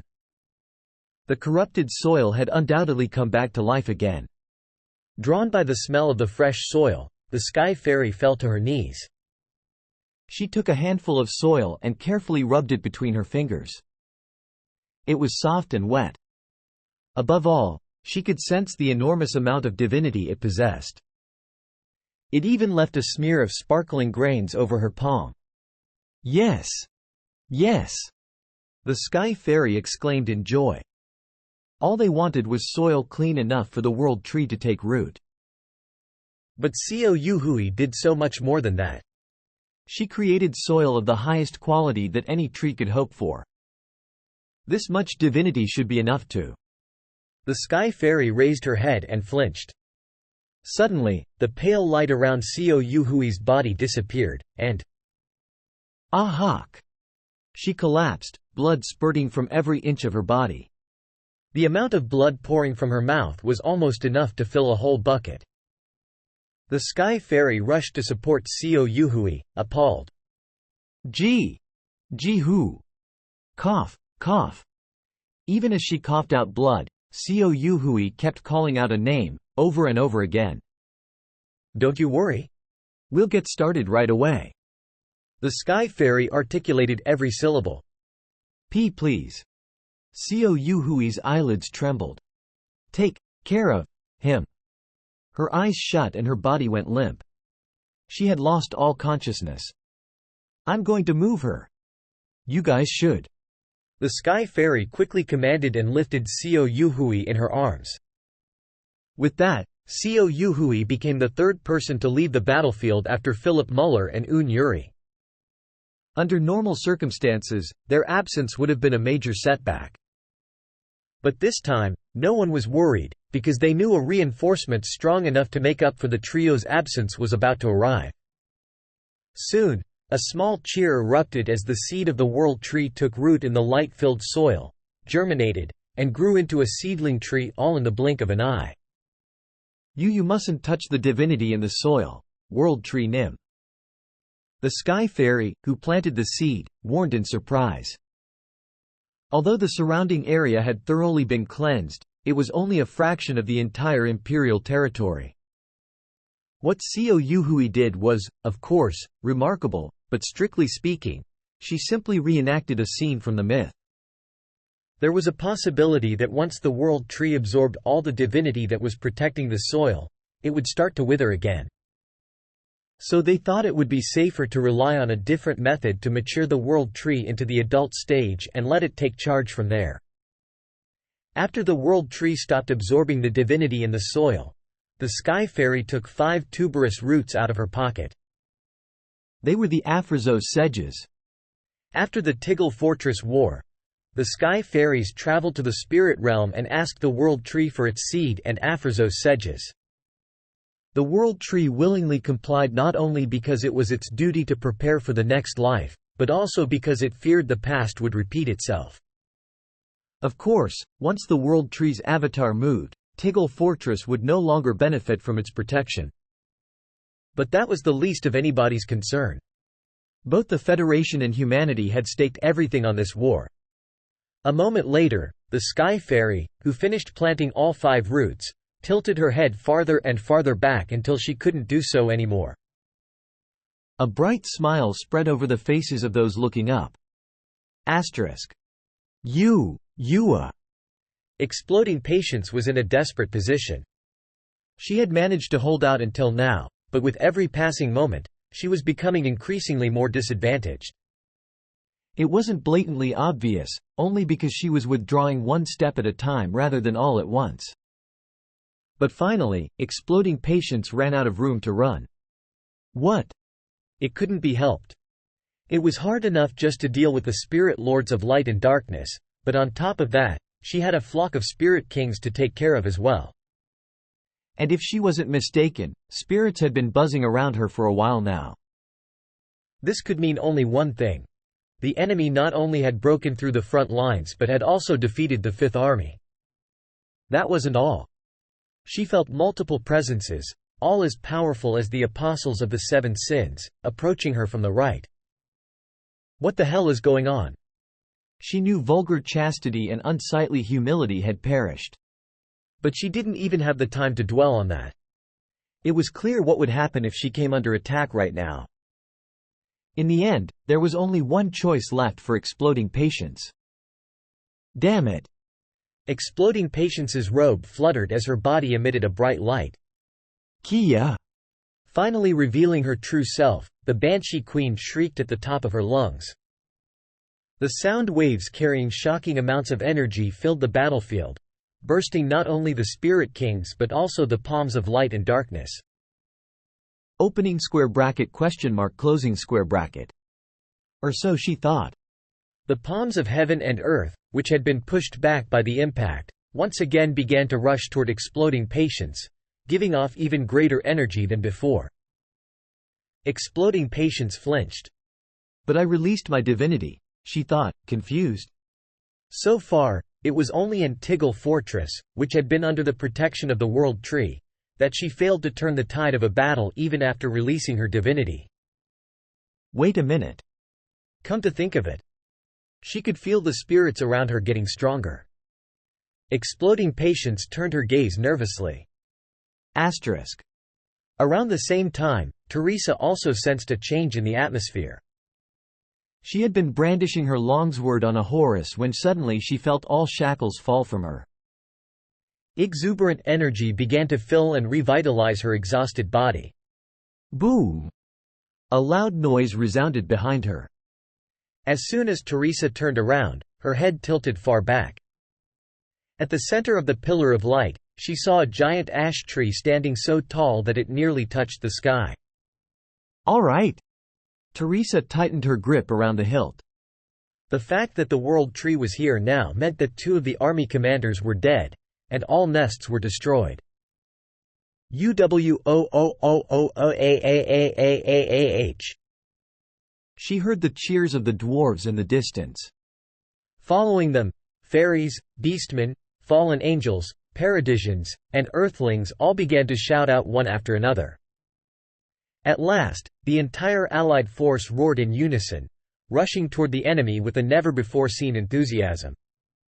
Oh yeah! Teresa, too, shouted at the top of her lungs, waving her sword in the air. On the contrary, a heavy silence descended on the parasites. Until now, they believed that the time was on their side, that the corrupted soil would weaken their enemies, and everything would work out in their favor over time. But their hope was now ruined. They knew too well what would happen from now on because they had already experienced it once during the Tiggle Fortress War. The deaths of the two army commanders served as a signal for the resurrection of the World Tree, which then marked the beginning of a change. As a result, the parasites' line of defense was quickly falling apart. No, in fact, it had already been destroyed, falling from right to left like a row of dominoes. Hey, crybaby, how do you feel now? Gripping the spear of purity in his hand, Sol Jihu asked with a smirk. We have experienced what you're feeling right now thousands of times before. The parasite queen remained silent. She only stared at the wave of soldiers pouring across the battlefield. Chapter 477. Exploding Patience's mind was in complete chaos. She was already hanging by a thin line, but a flurry of attacks had suddenly come flying at her. The worst possible situation was coming to light. HNNG, a banshee. So you're a ghost in essence. Spellcraft, the combination of magic and witchcraft, should be the best way to deal with someone like you. Russell continued. And all you know how to do is scream. Killing you should be easier than killing that prostitute. Strange. We have Aya who can wield air, so why haven't we done something about her yet? With Russell, who played a big role in killing vulgar chastity joining the battle, Things were beginning to look grim for Exploding Patience. Chalk! Exploding Patience turned her head at a sudden explosive sound. Her left cheek burned. Did something break her invincibility from physical attacks? In the direction that Exploding Patience turned to. Hee. She saw a spirit running away after striking her cheek. Sorry. You reminded me of the home-wrecking bitch who stole the guy the first confessed to when I was 6 years old. Floan turned around and giggled. Sparks of fury flared up from Exploding Patience's eyes. However, she had no way of chasing after her or even fighting back. So, I can attack her with this. Ha! Wu Lei kicked off the ground and soared into the sky. Exploding Patience did not mind him. Although she was not skilled in close-ranged combat, she was a spirit without a physical body. Even if the enemy were strong enough to split the ocean and crush the mountains, he would not be able to do anything against her. However, when she saw the greatsword striking down toward her head, she fell backward in fright. Swoosh! The blade narrowly brushed past her translucent face. Soon, from the forehead to chin, a thin line was drawn on Exploding Patience's shocked face. Her elegant noblewoman's appearance distorted hideously, and black liquid dripped down from the slight crack. How? Exploding Patience blinked while muttering aghast. Next, as Wu Lei clicked his tongue in disappointment, her gaze fell on the weapon in his hand. Geometric runes were spiraling around the greatsword. They circled around the blade before being absorbed into it and making it shine brightly. That's… Exploding Patience's expression contorted. Impossible. That's the written prayer of the third sacrificial rite. Written prayer of the third sacrificial rite. Traditionally, it referred to the written prayer read on the third ceremony after a funeral. It was a form of blessing to send off the soul of the deceased peacefully. However, Russell had modified the prayer using spellcraft and forced it to carry the power of compulsion. It was formulated to be deadly to Exploding Patience, who was a deceased. How can a witchcraft spell that went missing hundreds of years ago appear now? The answer was close by. When Exploding Patience looked around in shock, she saw Russell moving her lips without rest. Wu Lei was not the only one affected. The words coming out of Russell's mouth spread out in all directions and were powering up the messengers of death that were coming for Exploding Patience. Wu Lei swung his greatsword again and pounced toward Exploding Patience. She quickly detonated her divinity and drew back. A terrifying power of curse instantly gathered around her hands, but the 5 spirit kings quickly surrounded her and released their energies. Kook! Feeling a sense of urgency, Exploding Patience scattered the curse energy. The 5 elements turned black in an instant. She then successfully escaped the encirclement by flying up, but what was awaiting her there was a squadron of battle maidens rushing in from all sides. Pesky insects! Exploding Patience screamed in a desperate struggle. Don't get cheeky. She had released her divinity and felt so full of strength. Yet, why was it making her so impatient? I was bestowed the divinity of patience. Exploding Patience swung her arms wildly. Once unleashed, divinity was an energy that was truly beyond the realm of mortals. Even a simple, rudimentary brandishing of its energy caused the Valkyries to explode. Then, Exploding Patience's body expanded like a fattened pig. I am on a different level of existence than low-class races like you.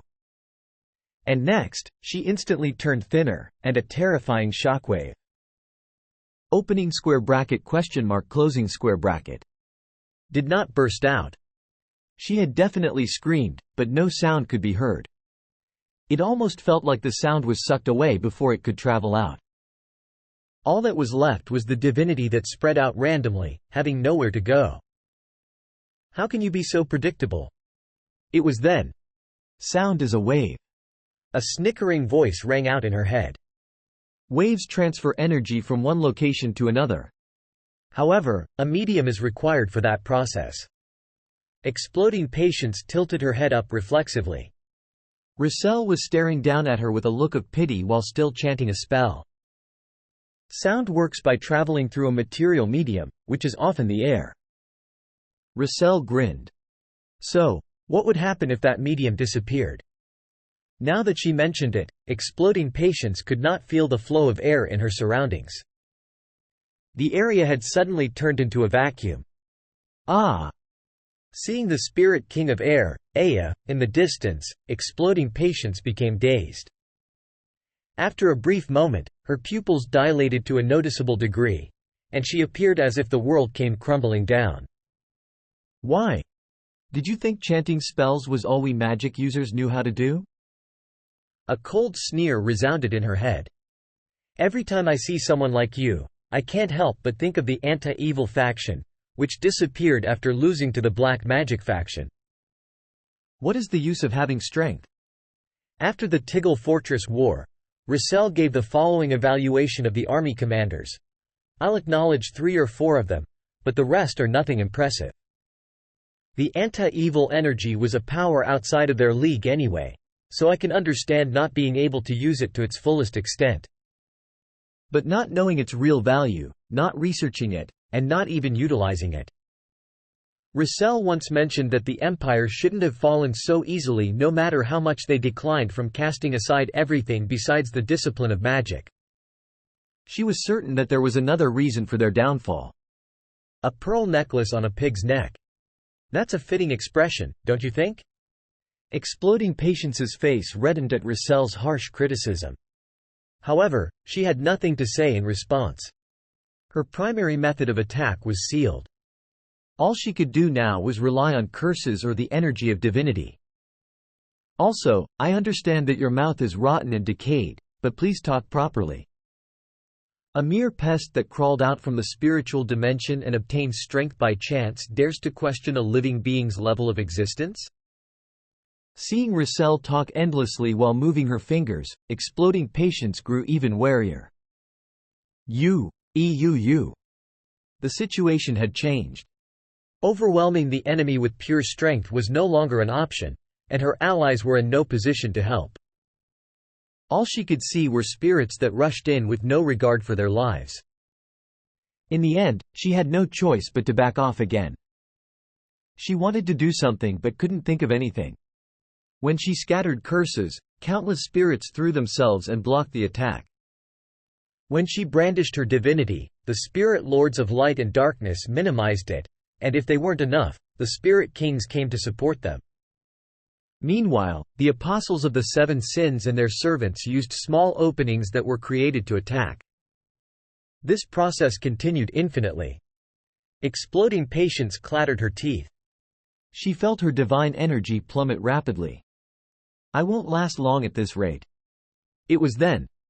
As Exploding Patience was expending her divinity blindly, she suddenly felt something long and thin touch her back. Then, just as she felt a thread snapping off, Wish! A wide net of spiderwebs suddenly spread out around her. Silver threads imbued with Russell's spellcraft coiled around Exploding Patience's body. Hiu! Kier! Strange groans came out of Exploding Patience's mouth. Though it was just for a split second, she almost lost consciousness. It felt like her soul was forcefully ascending. Z! The threads binding Exploding Patience liquefied like mercury and invaded her body. Then, her already translucent body became even fainter. What was driving her even madder was that other attacks weren't stopping in the meanwhile. I already hit your left cheek, so give me your right cheek. The spirit that slapped her cheek before suddenly rushed in. Keikiu! You bitch! Exploding Patience flailed her arm, but crack! What came back was the feeling of her soul being ripped apart. She wasn't mistaken. Her right hand had really been ripped out. Yummy!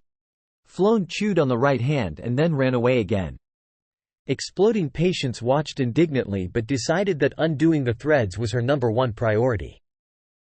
Unfortunately, however, an opening was already made. I knew it. The words coming out of Russell's mouth stopped for the first time. Sorry for making you wait so long. At the same time, her rapidly moving fingers also came to a pause. "Why don't we get started, Lord Diffidum, Lord Afinu Odor?" Russell spoke clearly before pointing her hands down. Then, just as the spiderwebs binding exploding patience exploded, a huge magic circle was created behind her. Russell's eyes flashed. "Open! Door of the spiritual realm." The magic circle began to spin. Next, it split open while radiating a bluish light. Revealed within it was endless darkness. The black hole-like pit began to suck in exploding patience. Hiek! Exploding patience was frightened out of her mind. Just what was this witch's origin to use a secret art that only the dragon race knew about? She was holding on for now, but the rapidly falling divinity was now vanishing by the millisecond. Just as she tried to squirm her way out, light and darkness suddenly blanketed her vision. The spirit lords of light and darkness had taken the opportunity to capture her. Not only did they hold onto her body tightly, but they also twisted her body like a rag and shoved her into the door. Ki-ia! The pain exploding patience felt was like being trapped inside a blender. As she screamed from the excruciating pain, her surroundings entered the corner of her eyes. Starting with a group of spirits gushing in like a wave, members of the Allied force were preparing to attack her from all sides. After seeing Valkyries pulling their hands back to throw their spears, exploding patience grew impatient. Foreseeing her death, a look of hesitation flit past her face. "I'm going to die. I will perish here, unable to do anything just like vulgar chastity and unsightly humility. I cannot let that happen."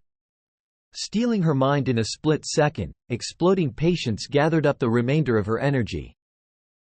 Not even a shred of hesitation was in her head.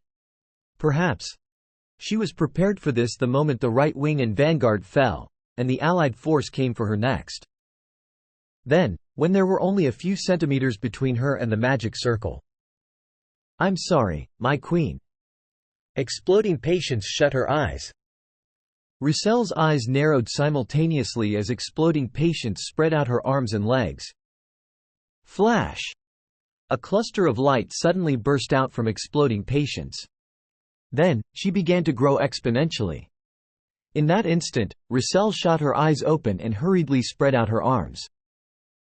With her left hand, she moved flown in as many of the main forces as she could, and she stretched out her right hand toward the magic circle. Then, the magic circle changed form in an instant, creating a wide-ranged, amber-colored barrier. "Block it! No, dodge it!" And with Russell's shout, Diffidum and Afinu Odor spread out their hands. They held exploding patience in place as if to prevent her energy from busting out. The spirit king of earth, Terra, also raised a high earthen wall, and Sylphid also joined hands with Ea to create a flawless barrier. Layers of powerful barriers appeared in the blink of an eye. They seemed to be effective, but only for a brief moment. The white light expanded and shrunk repeatedly before breaking out of the barriers with a loud boom. Shrouding the hands of the spirit lords of light and darkness, it tore down the earthen wall and ripped apart the wind barrier. This grand light of destruction then dyed the entire world white. Looking at the light that came right in front of her, Chinzia made an exhausted expression. She was able to teleport out with a few people around her thanks to the barriers buying some time. She'd thought she traveled far based on what happened with abhorrent charity, but it was almost not enough. How much time went by? As the blinding light subsided, Chinzia pressed her forehead at the horrific scene that unfolded.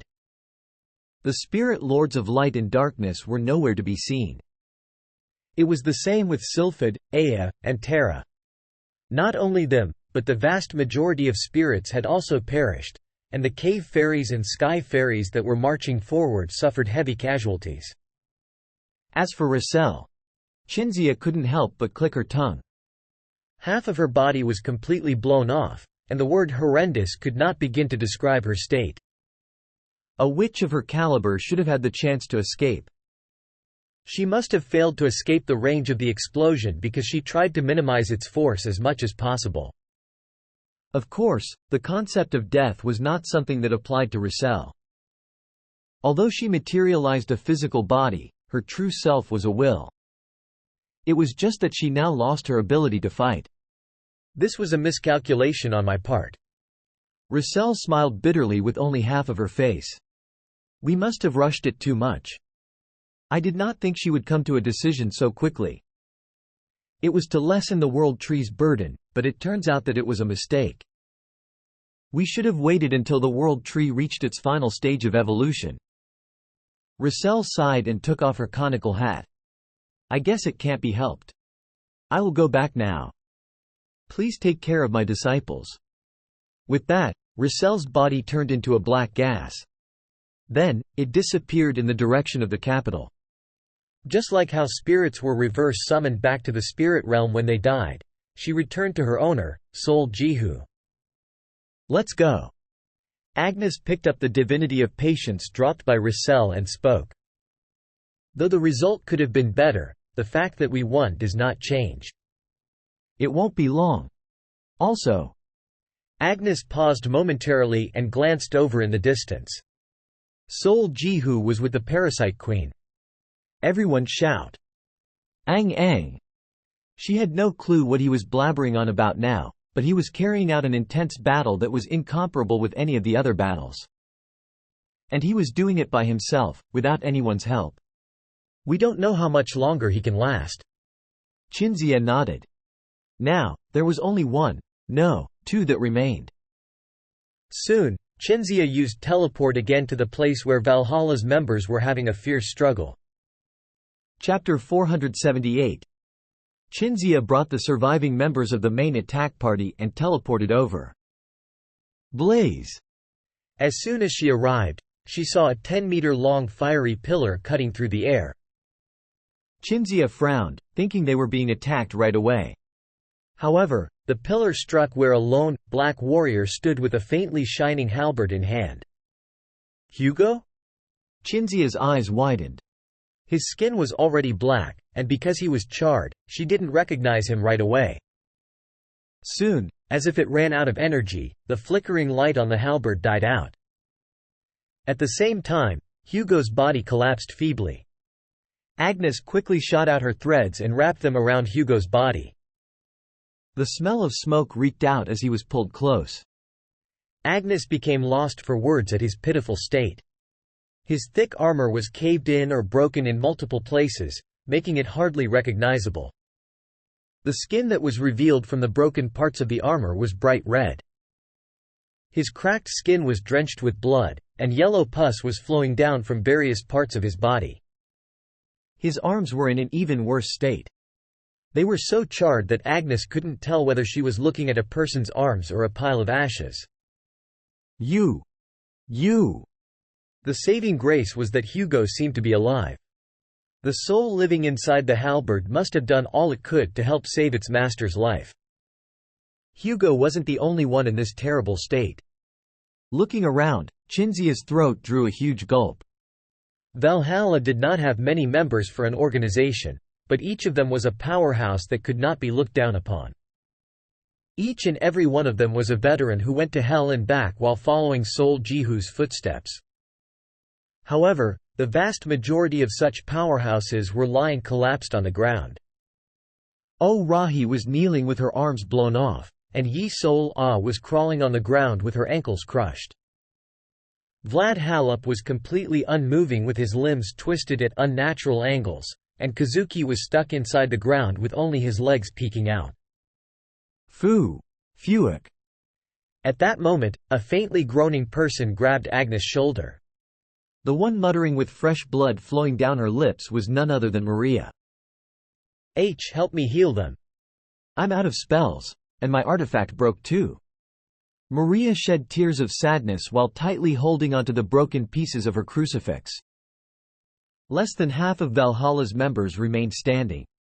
Among them, none were unscathed. Seeing Baek Haiju, whose long hair was disheveled and left arm was dangling, Chinzia clicked her tongue. If it weren't for Baek Haiju and the Phoenix, everyone would be lying on the ground as cold corpses. Still, the situation was worse than she expected it to be. Perhaps she had arrived right when Valhalla was about to fall. And since Valhalla was in such shambles, the enemy must not be in such a good state either. Cinzia looked around, feeling somewhat hopeful. However, her expectations crumbled the moment she saw the bone dragon that was emanating a terrifying pressure. The monstrous creature had some flesh wounds, but that was about it. Twisted Kindness did not seem even a little bit fazed. She proudly looked down at the reinforcements that arrived, like the number of enemies she had to face was not a matter of concern. Cinzia sighed. It couldn't be helped. Twisted Kindness was the strongest army commander and the true second in command of the parasites. Sung Shi-hyun's potential might have been a lot higher, but Twisted Kindness' ability to control and utilize energy was far above his. After all, she had absorbed her divinity long before Sung Shi-hyun did. Given that Valhalla was facing such an enemy, it wasn't surprising that they couldn't kill her.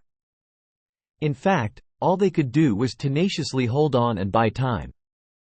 Lasting until now was more than incredible. You! Shuda! Kwume! Ewer! A groan rang out beside her. Swo! Dwam wait! You should have come earlier. So damn late. Cinzia needed some time to make sense of the words because the sound of the surrounding wind was louder than the person speaking. We did our best. Agnes was about to say something but stopped after turning to see the person who spoke. Hoshino Urara's eyes were bloodshot with veins popping out visibly. For some reason, she was covering her chin with her left hand, and her right hand, which was holding a katana, was shaking.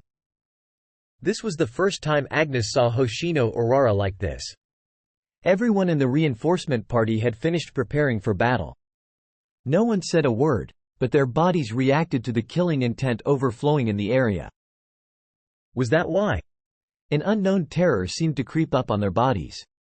They weren't expecting this last battle to be easy, but they felt like they were facing a sky-piercing mountain after only having climbed small hills. Inside such tension, Twisted Kindness scanned the surroundings before turning to look at the other battlefields. 3 army commanders had perished, and all of the parasites' nests had been destroyed. The outcome of the battles was coming to light. The vanguard had collapsed long ago, and both wings were being pushed back significantly. The center army was in an even worse state. Teresa's troops, led by the Vengeful Spirit unit, were close to breaking through to the rearmost battlefield. Left, front, and right. The Allied force began to swarm in from 3 directions, like ants busily running to gather around their target. Seeing all of this, the corner of Twisted Kindness' lips curled up. Until now, she had focused on getting away from Valhalla's members. It was because she wanted to take care of other pressing matters before the war tilted against their favor. However, she was unable to shake off Valhalla's members. The Allied force had successfully carried out their plan and turned the tide of war in their favor. In other words, Twisted Kindness no longer had anything to worry about. Of course, she couldn't deny that the situation was extremely disadvantageous for the parasites. The Allied forces' plan was too meticulous. They killed vulgar chastity, bombarded unsightly humility with thunders, and then used the opening created to ambush and annihilate the nests. Even Twisted Kindness couldn't help but admire their boldness and decisive tactic. Not only that, but they had also revived the World Tree. They carried out all of these smaller plans with perfect accuracies, like gears turning together in harmony. She could tell just how much the Allied force prepared ahead of this war. Now that it's come to this, Twisted Kindness kept calm and analyzed the situation. The chances of me winning and leaving this battlefield alive is close to 0. Because it was Twisted Kindness, she made an accurate judgment of the situation. She probably would not fall as easily as the other army commanders, but once she ran out of strength after continuous battling, she would undoubtedly be swept away. Then what chance did the parasites have of winning this war? Even Twisted Kindness could not make an accurate judgment of this. Because in her eyes, the resources at the Parasite Queen's disposal were completely unknown. In any case, what was important to her was that she now had a place to die. It wasn't such a bad feeling. She had long since thrown away any desire to live. Now that she cast aside the desire to triumph, she felt much more light-hearted. And so, Twisted Kindness revealed a broad grin. As soon as she finished organizing her thoughts, she brought out her reserve power. A bright light instantly dyed the bone dragon white, and its body began to shrink rapidly. Twisted Kindness was returning to her original form. Twisted Kindness was currently the only army commander to have fully absorbed a divinity. Unlike the other army commanders that changed form when they released their divinities, Twisted Kindness could easily decide what appearance she wanted to maintain. Underneath her ivory-colored hair that flowed down like a waterfall, a pair of blood-colored, reptilian irises split open vertically.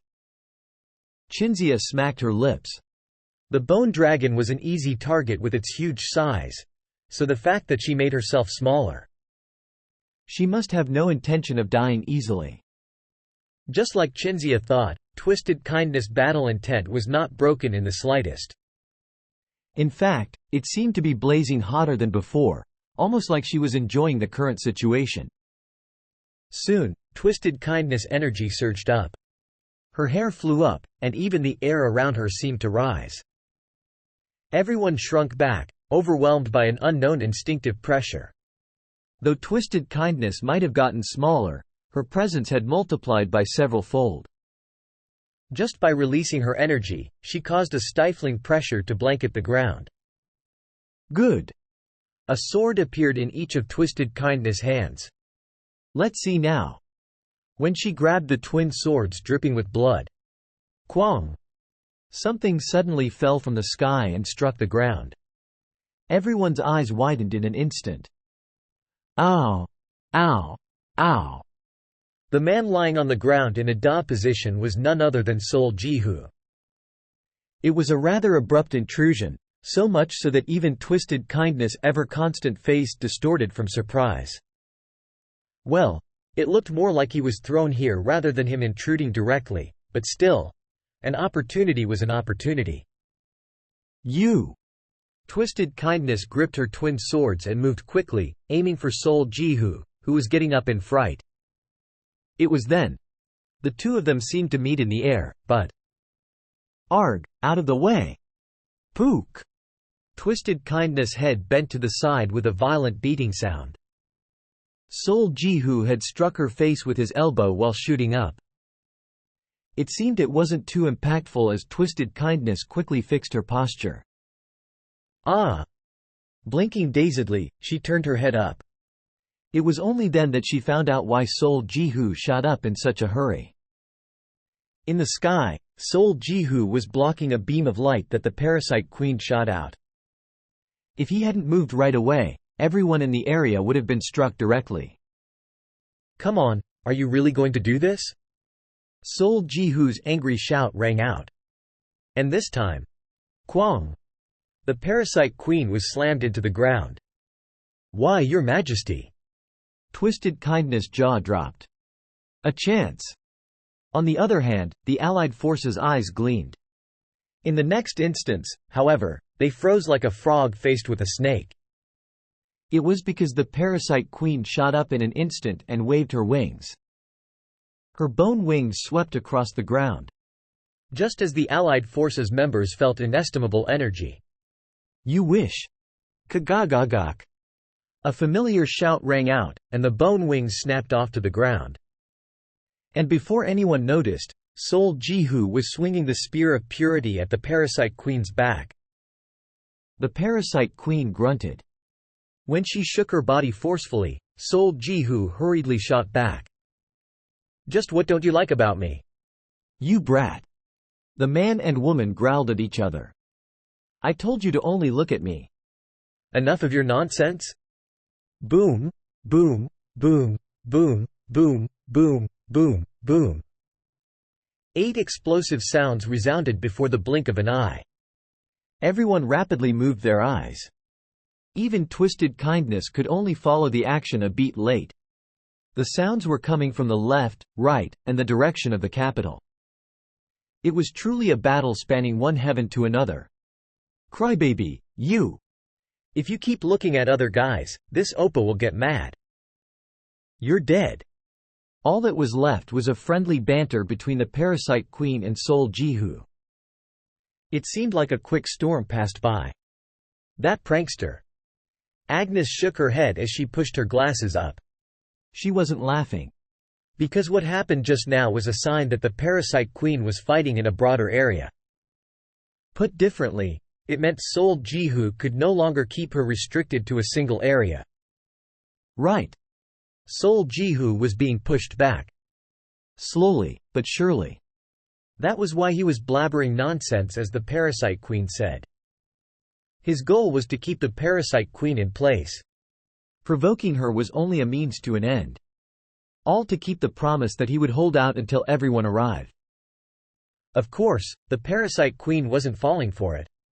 Slamming Sol Ji-hoo down on the rear battlefront was likely done intentionally. And Twisted Kindness thought the same way. Although Sol Ji-hoo thwarted the parasite queen twice, she had tried to support Twisted Kindness twice. Why? Why did she broaden her area of battle, going so far as to suffer such indignity? It didn't take long before Twisted Kindness arrived at an answer.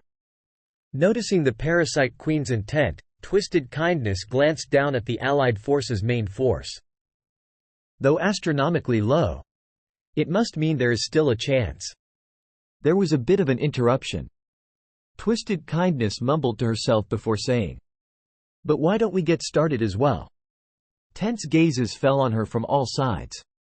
Both the Allied force and the parasites did not have much time left. Finishing her calculations in an instant, Twisted Kindness put out the longsword in her left hand and gripped the longsword in her right hand in reverse. Bending her knees, she lowered her center of gravity. Heaven and earth, all creation. Her emotionless eyes glinted sharply for the first time. I will take at least half of you down with me. With the pride as the last parasite army commander. Twisted Kindness battle began. Chapter 479. It was then. There was no sound. There was no movement. It happened suddenly without any warning. Agnes saw a blade coming at her face. Fighting back was simply out of the question at this point. The best she could do was dodge before she could even start making sense of what was happening. Agnes quickly pulled herself back and glanced around. Again, she was surprised, but this time for a completely different reason. It wasn't just her. Everyone else had either dodged like she did or had their arms up shielding themselves. What just happened? As Agnes muttered in confusion, Twisted Kindness, who seemed just about ready to fling herself again at Agnes, suddenly scattered into thin air. And almost immediately, "Awk!" A scream broke out somewhere in the crowd. Agnes turned to the direction of the sound and saw blood spurting into the air. Ooh-ah! Before the blood even reached the ground, another scream burst out, this time from the opposite direction. A look of confusion crossed Agnes' face as she looked left, then right. But she couldn't just stand there. Agnes quickly focused her attention on the enemy's energy and shot out strands of silk toward the enemy's predicted course. Her prediction proved accurate. Snap! The only problem was that the strands immediately snapped in half instead of disrupting the enemy's movements. There was yet another horrific scream. Every time Twisted Kindness briefly appeared, another person dropped to the ground, blood pouring from their mouth. It was like watching Sung Shi-hyun use ethereal shift non-stop. I have to interrupt her flow. If there was one thing she learned from watching Russell fight vulgar chastity, it was that she had to first create an opening and then bombard the enemy with multiple powerful attacks all at once. And to create an opening, she had to persistently exploit Twisted Kindness' weakness. Disrupting the flow of her movements was just the first step. Thinking so, Agnes was about to set out. "Don't go alone." But Cho Hong's voice stopped her. "At least 4 high rankers." Agnes' face dimmed. The sentence was vastly incomplete, but she immediately understood what it meant. Cho-hong was trying to say that a team of at least 4 high rankers must move in unison at the risk of their lives to affect Twisted Kindness in any way, however small. It was then that Agnes finally remembered that Twisted Kindness was nothing like the other army commanders. She was the epitome of perfection. There was no way she had a weakness. Auk. Kayak. How many has it been so far? Moving at the speed of light, Twisted Kindness slashed deep into Teresa's back, who had just arrived at the battlefield leading her army. Huck. Even as the army commander was about to finish Teresa off as the princess fell from her saddle, something rushed toward her. The Valkyries, each with a spear, had somehow predicted Twisted Kindness' movements and were closing in around her. But Twisted Kindness' expression remained apathetic.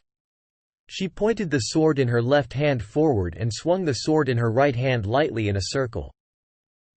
It was such a simple act, but its effect wasn't so simple.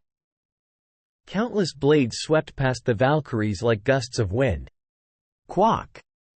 A dozen or so Valkyries blew up at the same time. Watching the Valkyries get dismembered in midair, Cinzia felt a chill run down her spine. The back of her neck felt cold. No way. When she looked down, Twisted Kindness' left sword was already coming at her neck from behind. Cinzia basically gave Twisted Kindness the permission to attack her when she let the enemy thrust the sword in her left hand. Clang! Had it not been for the green spear that came in like a flash, yanking the blade away, her head would have been flying in the air by now. Twisted Kindness snorted as she watched Baek Haiju charge at her, emitting reinforced sword chi. Come! Zwang! A crimson magic circle appeared where Twisted Kindness pointed. 6 domains of the Desire Realm.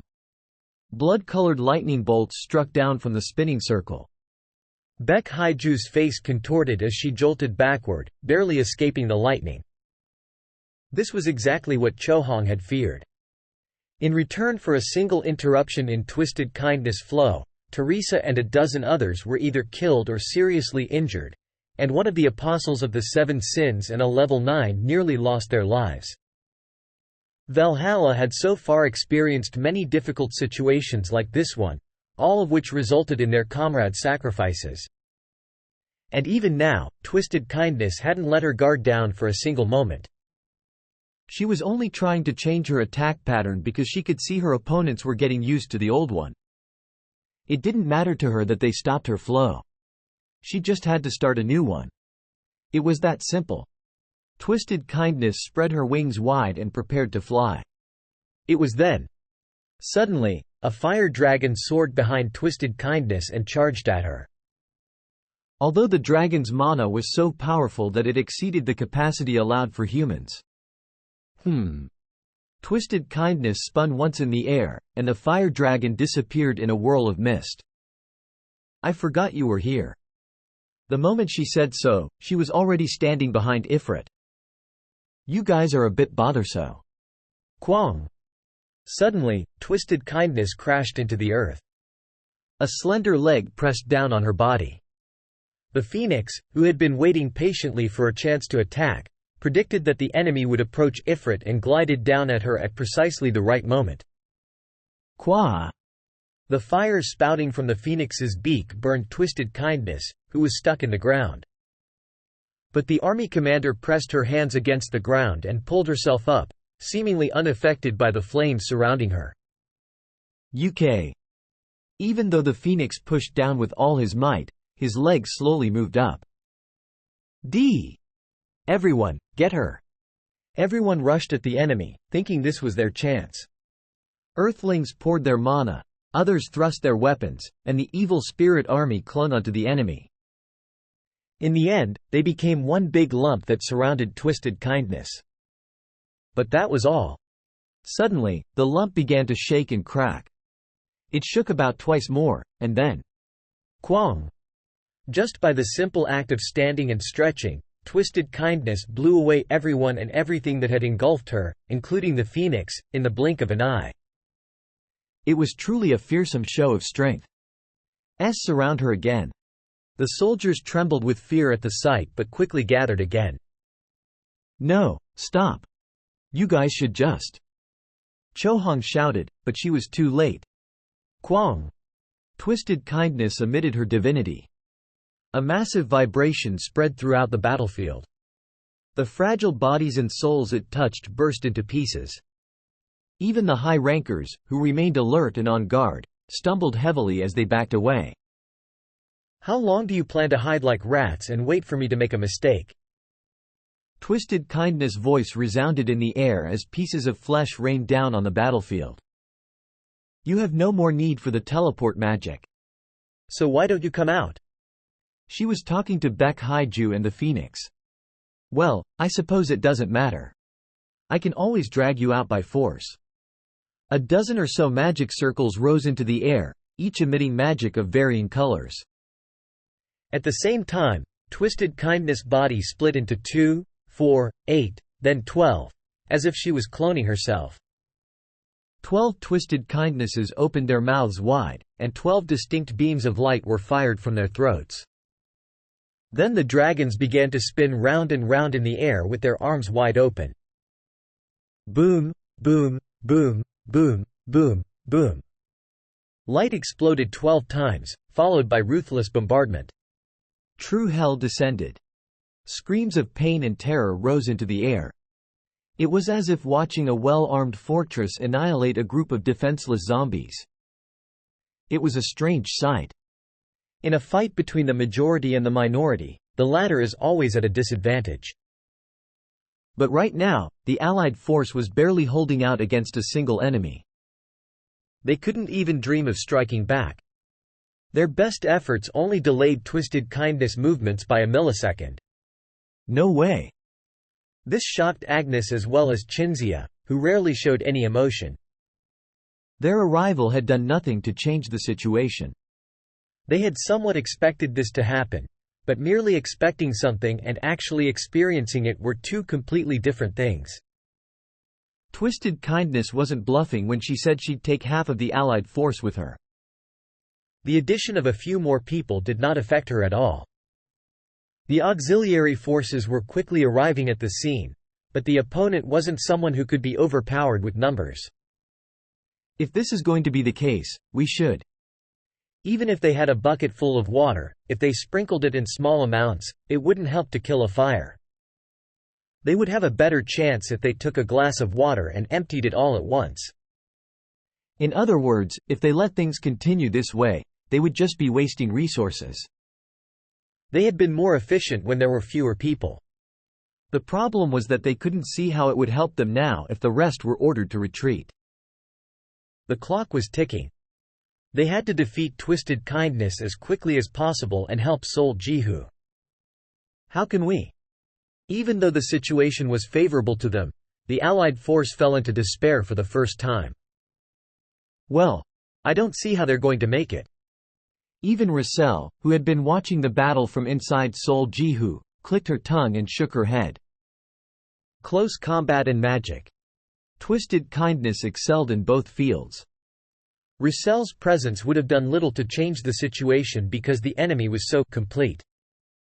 As the Allied force struggled to hold their ground, Twisted Kindness, too, was feeling restless. She just wasn't showing it on the outside. Hurry! Twisted Kindness unwittingly glanced in the direction of the enemy. She understood why the parasite queen couldn't come to help her. She had to meet her queen's expectations no matter what. By now, nearly 100 magic circles were spinning behind Twisted Kindness. Suddenly, a new magic circle began to form in the center of them all. It was the teleport magic circle. This had been her goal from the beginning. Twisted Kindness deliberately created chaos so that she could transport herself. She had expected her enemies to interrupt her right about now, but they seemed too preoccupied with what was in front of them to control themselves. As the magic circle neared completion, Twisted Kindness smiled inwardly. Good. It was then. Kook! A yelp escaped Twisted Kindness' throat. The army commander's vision shook violently from left to right. Then her spinning body came to an abrupt halt. When Twisted Kindness came to her senses, her body had been reduced to just one. The teleport circle had also disappeared. There had been no forewarning of any kind. Nothing appeared on her radar. But the enormous divinity that appeared out of nowhere was trying to interfere with her mind and body and take control of the flow of her energy. Its effect was still ongoing. What the? Twisted Kindness' entire body vibrated. Pressed by the unknown energy, she barely moved her head, shaking. Twisted Kindness' eyes widened with astonishment when she finally saw what was below. The color of the earth had changed. What should be gray was now a fascinating brown. Even the land burned by her previous attacks was slowly regaining its original color. But the color wasn't the only different thing. Flowers had blossomed across the corrupted soil. Seeds sprouted, flowers burgeoned, and grass and trees began to grow. Gray turned brown, and brown turned green, spreading far and wide beyond Twisted Kindness and beyond the capital.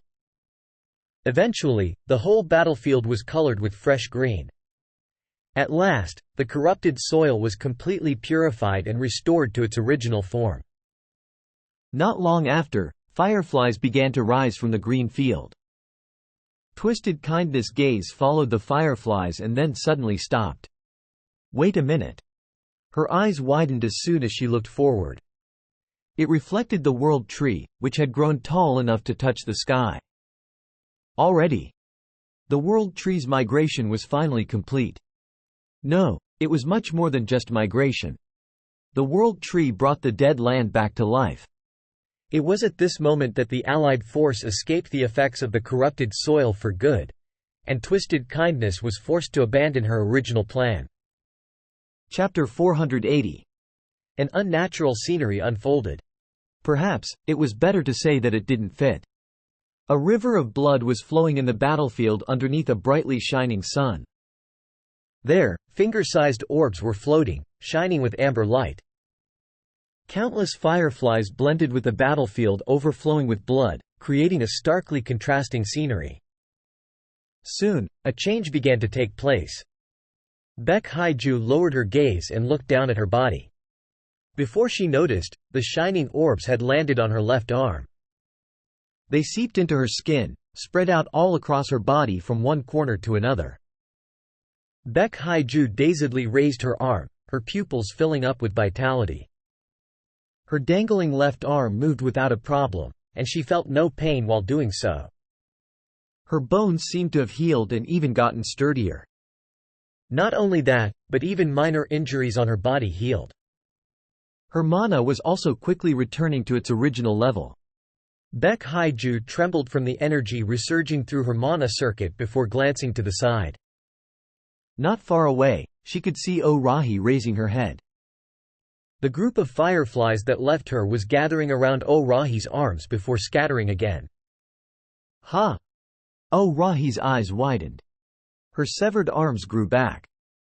Vlad Halip's bleeding stopped, and Yi Sol Ah's crushed ankles were mended.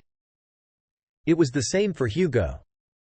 His bones healed, and new skin grew above them. His charred body returned to normal, regaining its color. The healing effect was genuinely incredible. As expected. Philip Muller, who was resting at the Allied forces' main camp, smiled. The energy in his mana was rampaging from manifesting Avarisha in his body, but it was now calming down. Un Yuri looked surprised as well. Her mana circuit, which had become twisted from overusing her mana, was quickly recovering. Both Philip Muller and Un Yuri were out of commission, but now there was a chance they could return to battle, completely healed. It feels like I was reborn. Un Yuri looked back and forth between her hands with a look of surprise. It was like this during the Spirit Realm expedition too, but Philip Muller, on the other hand, seemed to have experienced the phenomenon before. This is my first time seeing the World Tree display such a show of force. It must be using the holy power that the Star of Lust invoked. Still, this is on such a grand scale. It's the least the World Tree can do. Remember, the World Tree is the reason that Tiggle Fortress could stand strong against the combined attacks of 5 army commanders. Philip Muller spoke strongly and got up. He prepared to join the battle. Yuri got up with him and then flinched. From the corner of her eyes, she spotted Seo Yuhui lying half dead on the ground. Her body was shining faintly. More fireflies had gathered around her than anyone else, and even more were still gathering around. Despite this, Seo Yuhui was still unconscious. Ni. It can't be helped. She really pushed herself to hold that ceremony. It was just as Philip Muller said. She was also suffering from overexerting her mana and holy power, neither of which could be taken lightly. She should open her eyes soon. However, Philip Muller's voice carried strong confidence. In this world, the world tree is no different than a god. Though it might take a while, she will wake up without a doubt before the war ends. Well, I guess she's technically getting back the holy power she put out. Yuri nodded with a relieved look. Why don't we get going too? I'll leave the teleportation to you. I'll probably need to save all the mana I can if I want to use manifestation again. Yes, let's go. Yuri cast a teleport spell, and the two of them disappeared in the next second. Not long after they left. Gee! Who?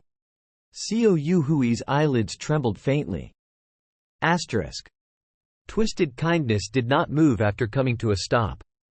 She was not restrained to the point she could not move, but she just did not know what to do. Her plan had crumbled apart the moment the world tree revived. One could say that her calculations were entirely off. She thought that the world tree would need at least 10 minutes to migrate to the middle world and exercise its power.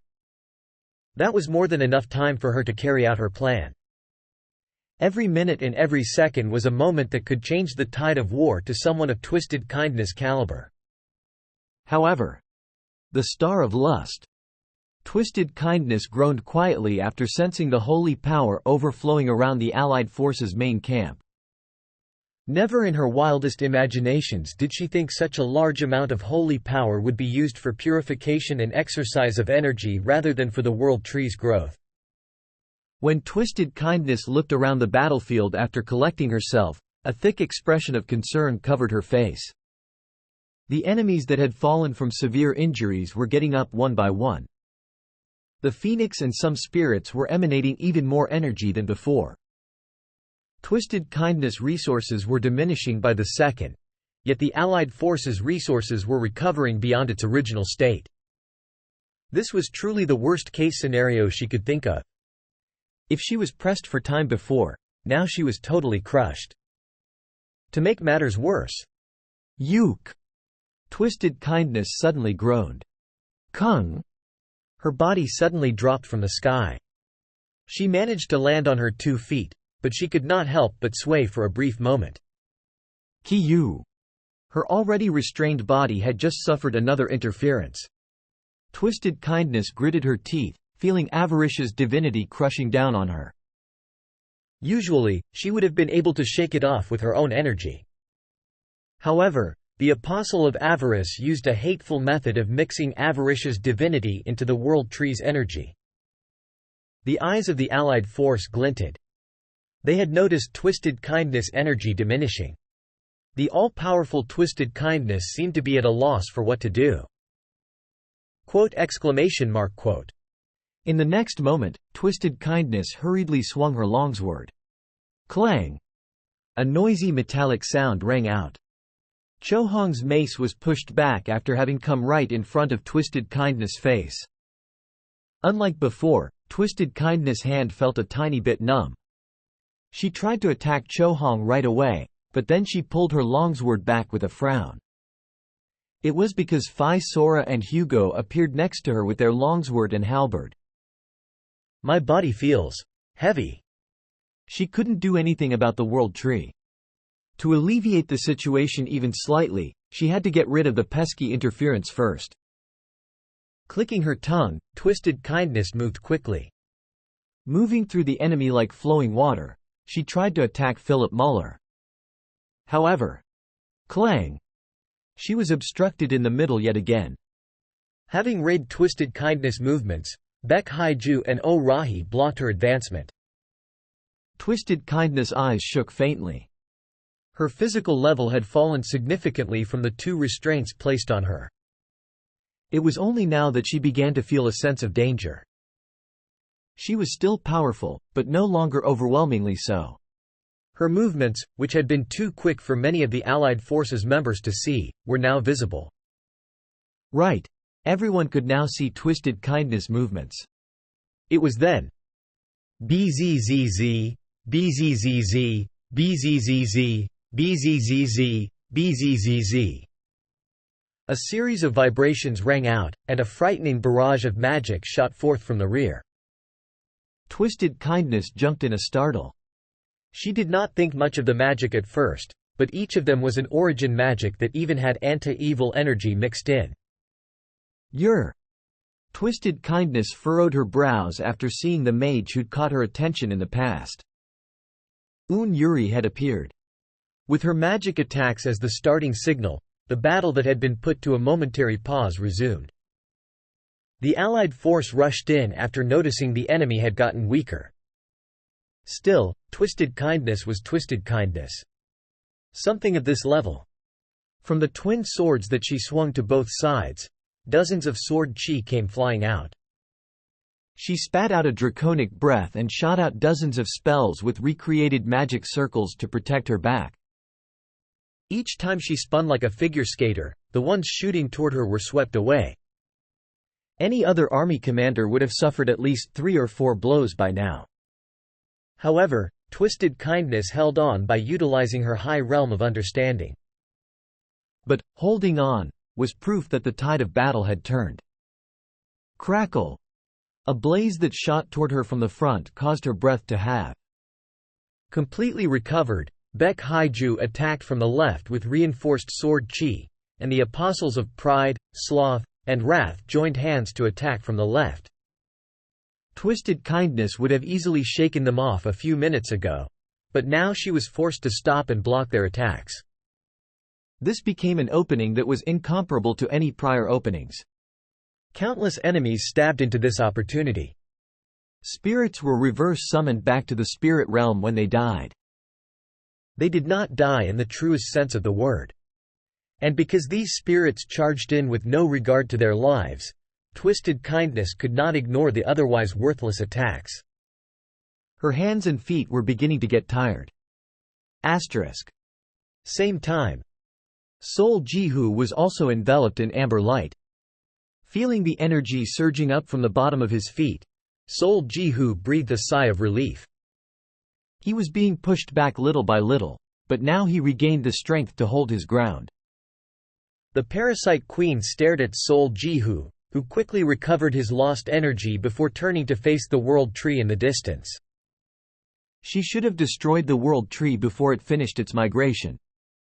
Only then would she have had a chance of success. However, she had failed. She couldn't blame Twisted Kindness. After all, she had failed to help her move as she wanted. I just want to make sure. Sol Jihu spun his spear and rested it on his shoulder. You don't have any thoughts of surrendering, right? The Parasite Queen's nose twitched.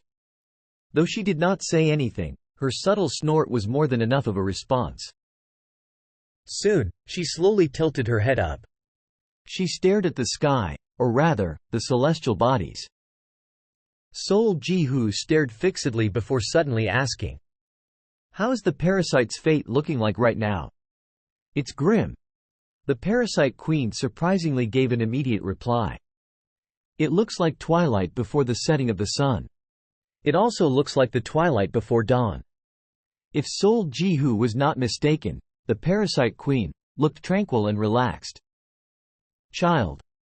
A calm voice rang out. "If I were to describe my eternal life with one word, it would be this: survival. I had to fight from the moment I was born on a secluded planet far away from this galaxy. A newly born divine being with great potential, but without any protection, is an excellent prey." The Parasite Queen's voice continued. "I did not know why. I did not try to find out either. I simply fought. For thousands of years, I fought, and fought. Before I noticed, I had an entire galaxy beneath my feet. Of course, that process wasn't filled with only glory. The parasite queen smiled faintly. Looking back, there were many humiliating moments. There were times when I begged for my life while swearing my loyalty. There were also times when I escaped with my life hanging by a thread. But what is important is this. At that moment, the parasite queen turned to Sol Jihu. The goddess of parasitism is standing here and now. Sol Jihu's eyes narrowed. Though I may have worked under someone else's feet for hundreds of years, looking for an opportunity to strike. Though I may have been cut in half with a single wrong decision and escaped without being able to offer up any resistance. The parasite queen put her hand on her stomach. In the end, I stuffed the enemies that looked down on me in here. And I will most likely continue doing so. So you do not have to worry. The parasite queen grinned. I will be standing here even after today passes. Just like I always have. An imperative, absolute confidence could be felt from her voice. Sol Jihu smacked his lips. In truth, the parasite queen should know at this point that twisted kindness would fall soon and that she would be next. What could be the reason behind her confidence? Sol Jihu thought something would change if the world tree revived. Well, something did change, but I don't get it. He didn't get the feeling that he won quite yet. You've done well until now. It's time to put everything to rest. Sol Jihu gave a final notice and then re-aimed the spear of purity. No, I should say those words to you. The parasite queen also retorted firmly. I am dying to know now. For some reason, she seemed to be enjoying the situation. We shall see whether the fate I saw was the twilight of the setting sun or the twilight of dawn. At that moment, Twisted Kindness' scream rang out. With her piercing scream as the signal, Sol Jihu and the parasite queen clashed again. The sun in the middle of the sky shook from the aftereffect of their collision. Almost as if it would soon set in the west.